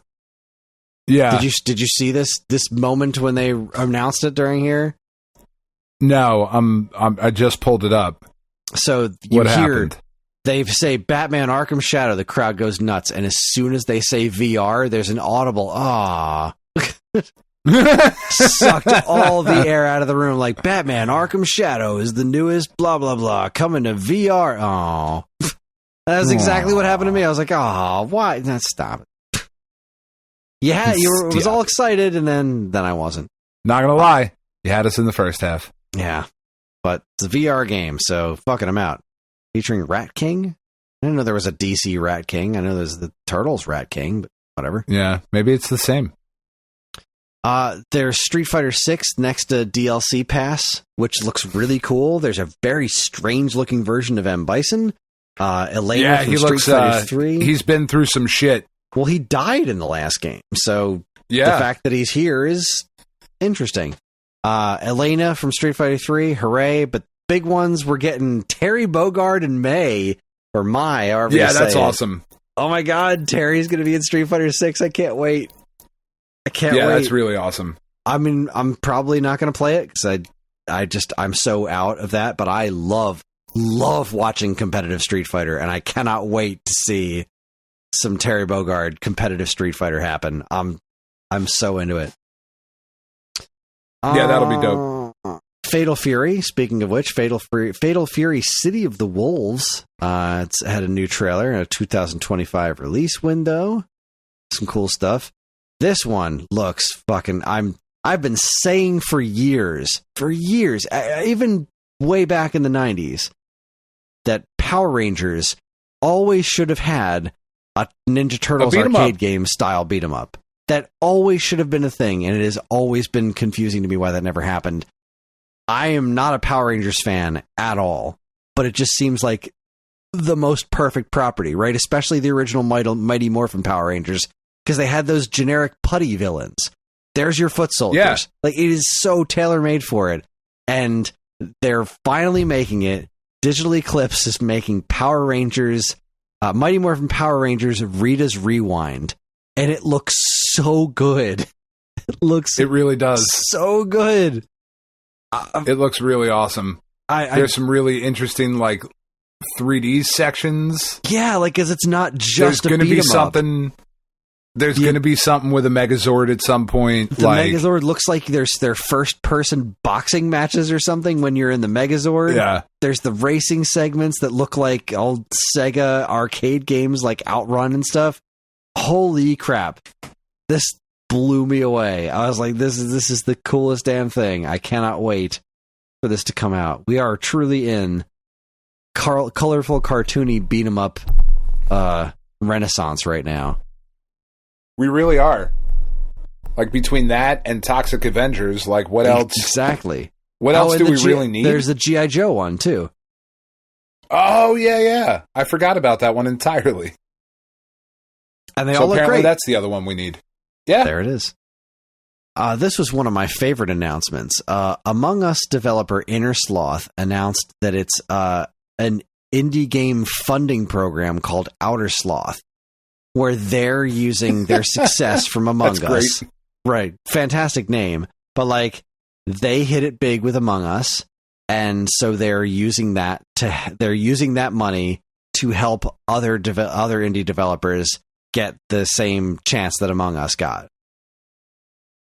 That's awesome. I was smiling ear to ear. I was like, holy shit, that is a wonderful thing. Because during this show, there was some like lighthearted lip service to the like earlier on in the show. Geoff Keighley is like, it's been a bad, the tumultuous times for the game industry. It's a lot of studio closures. It's really bad times, but we're here for the awesome stuff. Games, AAA developers, money. Blah blah blah. Wow, that was pretty fucking shallow, dude.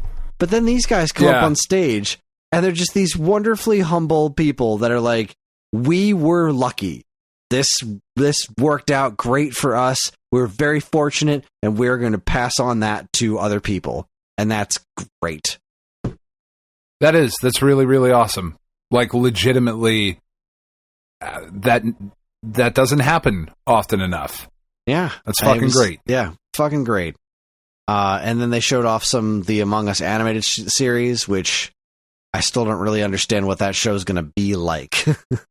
What is the show actually going to be, is my question. I guess it looks neat. Geoff Keighley came out with, like, was after this trailer, this next one was done, Sonic X Shadow Generations. It's like his response to it was like the least heartening thing ever. Just like, yeah, what a year for Shadow. Anyway, moving on. Like, you can tell this guy does not give a shit about Sonic the Hedgehog. But I still don't really understand this game because I didn't play Sonic Generations. Like, is this just a re-release of Sonic Generations with Shadow content added to it? Or is it a whole new game? I don't know. I don't know. I don't know. I'm not going to know. It's not for me. Neither. Exactly. I'm trying to think of anything else in here that really... Nothing else. Phantom Blade Zero got a new gameplay trailer. That looks looks cool. Awesome. That game looks great. Nothing else really jumped out at me. All in all, not a terrible show. Yeah. I mean, I enjoyed myself. I know he said to temper expectations before the show, and I did, and it was still, I thought it was a pretty good show. This wasn't bad. Yeah. What happened in Day of the Devs, right? Because right after this was Day of the Devs, and I can't remember if there's anything super cool announced during Day of the Devs. Let me see. Hold on, because I watched most of this one. I picked it up. So there's So the first game was Battle Vision Network. I didn't see that. Simpler Times. I didn't see that. Cairn, Pedal Runner, Karma. Cairn the Dark looks World. fine. Pedal Runner looks pretty cool. Like a cyberpunk Pokemon kind of thing. That one looked pretty cool. Game Boy Color looking. We got a closer look at a Ranger. That was a neat one. We saw a Ranger at, what was it, a Nintendo Direct earlier in the year? I think so. That was a really cool looking game. It was nice to get a closer look at that. This is where we got a closer look at Screenbound. Yeah, this Fear of the Spotlight is one of the Blumhouse that I just fucking stop with the PlayStation 1 graphics. God damn it. Yeah, I really don't. Tiff says the same thing every time a Pixel game comes on. She's like, fucking why? We have a PlayStation 5. Why the fuck am I playing some Pixel shit? And like, I get it. But I don't understand. I grew up on this and don't have the nostalgia for the PlayStation 1 graphics. Yeah, I think the PlayStation 1 graphics don't look great. I think the pixel art graphics do look great when done properly. Yeah. Tiff did say Chat said about Screenbound. She was like, we can't play that game together because I'm going to throw up. I can't. I'm going to throw up. It's like, it's fair. It looks really clever, really interesting. The one they showed right after that Zoocosis. Fucking zoo animals are all mutating. Fucking giraffes, big head and tongue are coming after you. It's like, all right. Cool. I also like David Cronenberg shit. I think my favorite one that they showed here, Penny was really excited about. Tom the Post Girl had that really cool, like, sketchy art style, and like she looks like Little Red Riding Hood, but like you're like peeping on people. That looked really fucking weird and interesting. So yeah, Day of the Devs was pretty solid. Yeah, Summer Game Fest, Day of the Devs, both solid. The dude who talked about building relationships. Did you watch that one? No, I developer. Who, we were in. All right, I had one earbud in while my daughter was making us watch the Woody Woodpecker movie. So, right.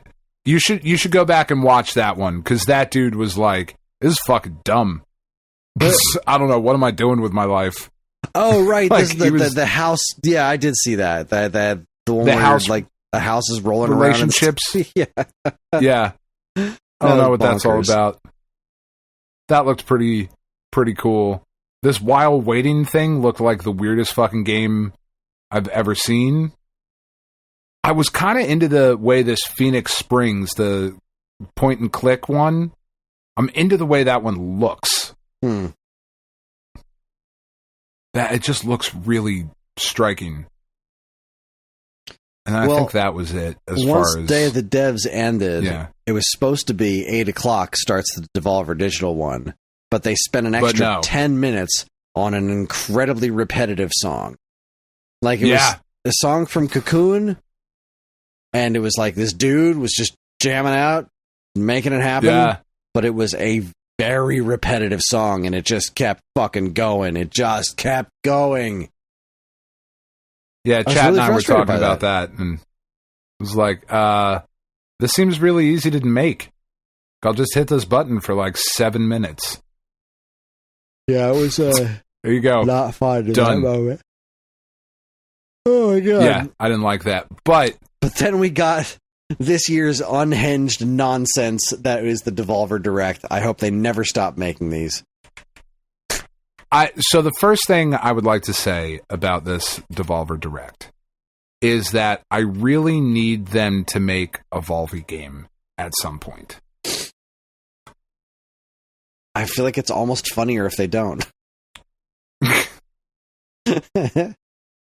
I mean, after all, this was the 15th anniversary of this character they invented last year. That's fair. The local co-op for...